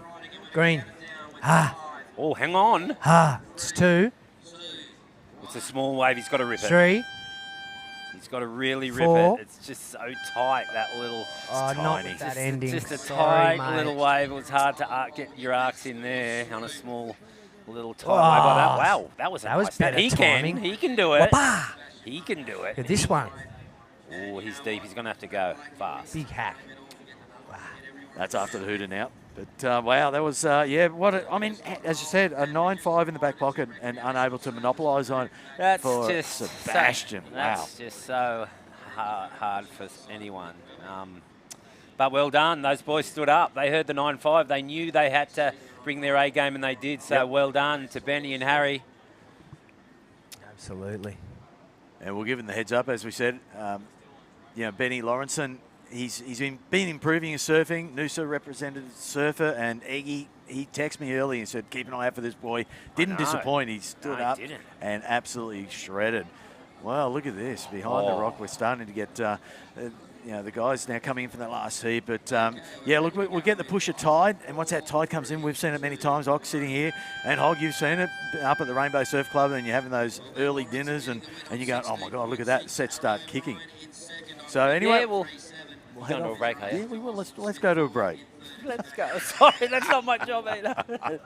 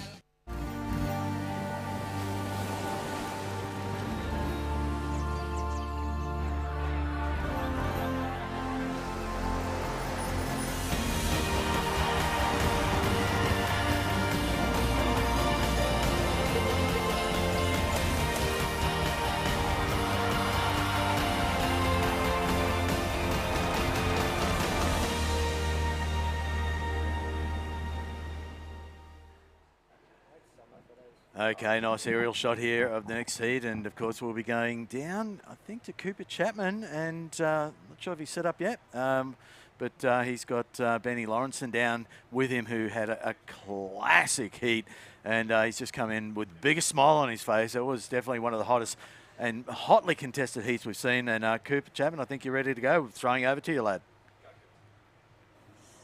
All right, I'm down here with the last heat winner, Benny Lawrenson. No stranger to a right-hand point break from up at Noosa. Mate, how fun was that?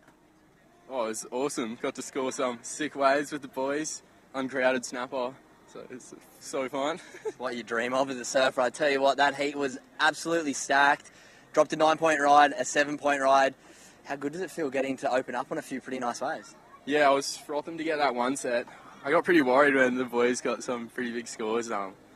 Just sat with my priority and tried to pick a good one. So it's pretty nerve-wracking letting that first one go that Austin got. But I think I made the right call. Yeah, absolutely. You definitely did. Up behind the rock now, it's looking pretty shallow. You surfed pretty much right at the bottom of the tide. Was it hard to kind of adjust? Because you saw this morning that high tide, the conditions have changed all day, and it's about as good as it gets right now for this size. Was the tactics going into it when you saw the other guys get some big scores to stick to your own game plan? Yeah, just try to be patient. Get on the two best waves. Normally the game plan every heat, but yeah, just stay consistent. Don't try to push anything. So yeah. Absolutely, man. Well, we're going to be seeing you all day tomorrow in both the World Club Challenge and the individual men's. Mate, looking forward to catching up, and I think we've got you in our heat, North Narrabeen, so I'll see you out there tomorrow morning. Thanks, mate. Cheers, Coop. All right. Thanks, Coops. Yeah, great interview, and obviously Benny Lawrence, I'm going to keep an eye on that, lad. Just also another guy to keep an eye on, just that last wave we saw, Eric Robinson. We'll look at replay there from Maui. Yeah, big, powerful, drawn-out backhand approach as he makes his way back out. There, the aerial shot of him in the pink. He'll be loving this. Here we go. Here's the replay. Oh, no, this is actually yellow. This is, Dexter. No, yeah. Dexter, just a Sorry, full... this is Gabe from Kira. No, we got yellow up and riding, yep.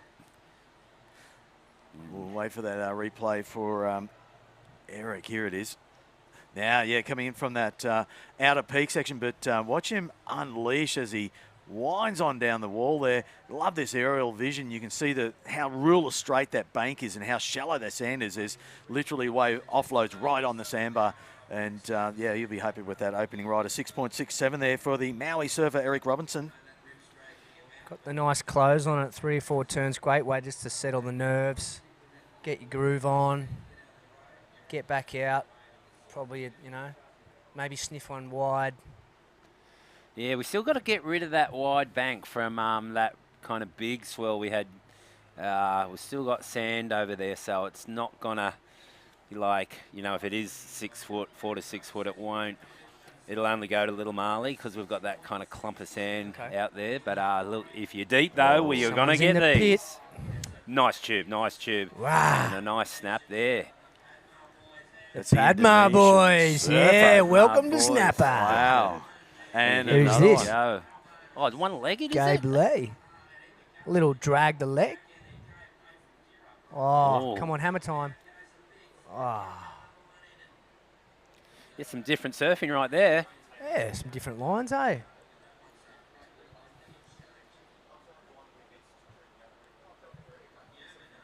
Yeah, you remember the backhand drag the leg from China in the early days. China used to drag that leg, and then the how next time I saw it was Michelle Perez doing it at Fiji, I think, on a big wave. And I've seen Michelle also do that at Chopu, take the leg off and use it as another drag. It's a very technical way of backhand tube riding.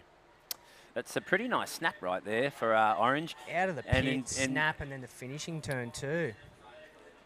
And then that, look, the one leg off.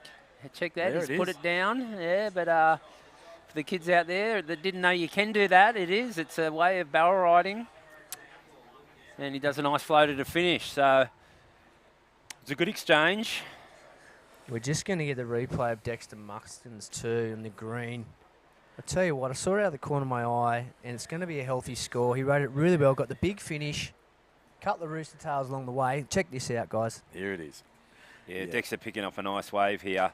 Surfs tight right there, and another big snap through a lot of spray. Another one. Just really good positioning by Dexter. Good patience. Good, good base. You know, like it's a really well surfed wave. Dexter got through the trials and won that wildcard spot, and he's earning some good points. Or taking some points away. I mean, from other clubs, because obviously he's not surfing for a club. No. That's how that works, That's eh? how that works. Right. He just posted a 913, the young lad.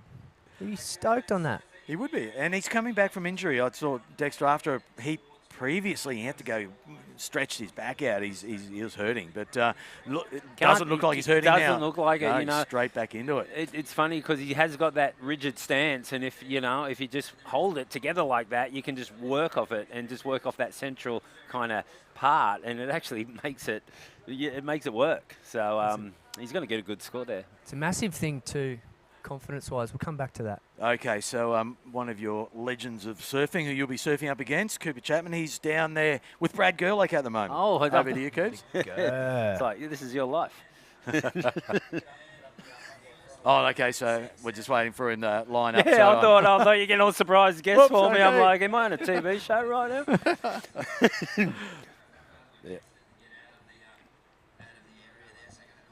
We're all good now? Okay, so let's go down there now to Cooper Chapman down there with Brad Gerlach, who is now currently residing on the Gold Coast. All right, we're going to be on him. Coops, All right, guys, I'm down here with the one and only Brad Gerlach. Mate, how good is it to watch snapper pumping and surfing? It's pretty epic right now. Yeah, the waves are beautiful, and I mean, you think about some of the international clubs that came, and they're like, "Oh, we get to go to snapper," and it could be, it could be not so good out there, and it's just beautiful as we see someone. Wow, the waves are so good. It's good karma, maybe because of the the charity, all the charities and helping people, and so yeah, maybe that's the Rabbit's got good luck too. You do good things, you hope. Good things come for all, so. Absolutely, and the waves today have just turned it on, and you're down here supporting Huntington Beach. You were just telling me you went to school at Huntington. How cool is it for someone like you who's travelled the world, been so deep into surf culture your whole life, to see this board riders thing become an international event? It's the first of its kind. How cool is it for you to see that this board rider thing that you would have seen now living in Australia for quite some time?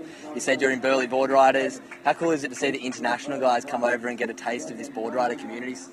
Yeah, I think it's a natural thing for surfing because while you can go surfing by yourself, and it is one of the benefits of surfing, you're like, hey, I just need to, you can go by yourself and you can be introspective and have a real good communication with the ocean and all that stuff.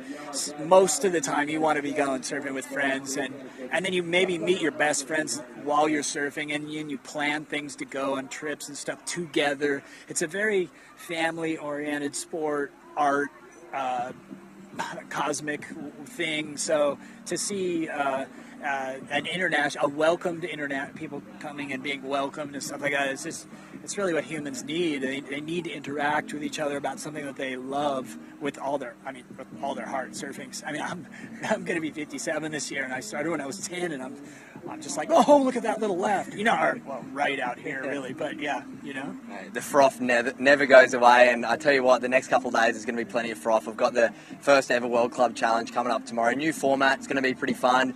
And yeah, I'm looking forward to the weekend. You're going to be down here supporting everyone? Yeah, I'll be here tomorrow supporting HB and Burleigh, and then I'm lucky enough that I hope it's still good on Sunday because they invited me to catch a couple of waves out there in the Masters with some of my favorite surfers, Mark Hakalupo, Parko, Dingo. Yeah,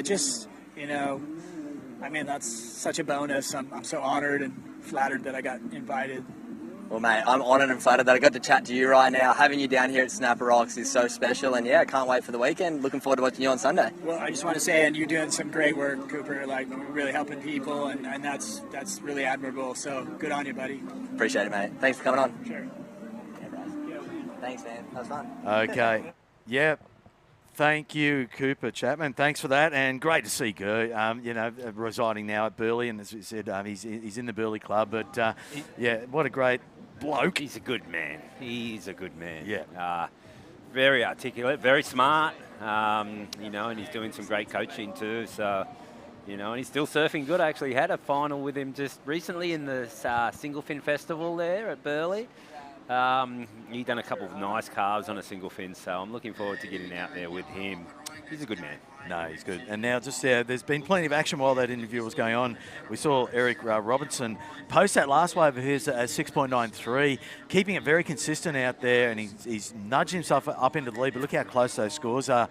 Of course, our Indonesian surfer in the orange, Nyoman, he is currently in second position. Not a big gap there between those two. And Dexter, well, he had that 9.13, Dexter. That was that last wave, that big one that we saw, absolutely unleashed on his. So he's well and truly in striking distance. Got to get rid of that lower score, that 3.17. But just offloading once again, Eric. These the Maui surfers, they're loving these winding right-handers. I mean, obviously Maui, how good are the waves over there? So good over there. Yeah, so good. You had good waves over there, Hog? Oh, absolutely. The windmills and Honolulu Bay. I mean, they're going to mention before, when you come back from injury, it's a mental thing. And even if your surfing's there and you feel good, there's still an element, it's been my experience anyway, that you still there's a level of doubt, and you just don't know, and you haven't broke through, and you don't know if the surfer's going to be there. And sometimes when you've got a good heat and there's a lot on the line, and Usher Cup and snappers. And with an 8.2, took him right to the lead from third position. So he's stoked. That was a great floater that he did, and he just read that wave perfectly. Dexter on fire. He'd be stoked. He's frothing out there, representing himself, but he's also from Surf Riders, so he's well and truly tuned to this wave. Yeah, exactly, because you're fighting fit and everything. You think you can do anything. You'll catch any wave because you think you can get a score on any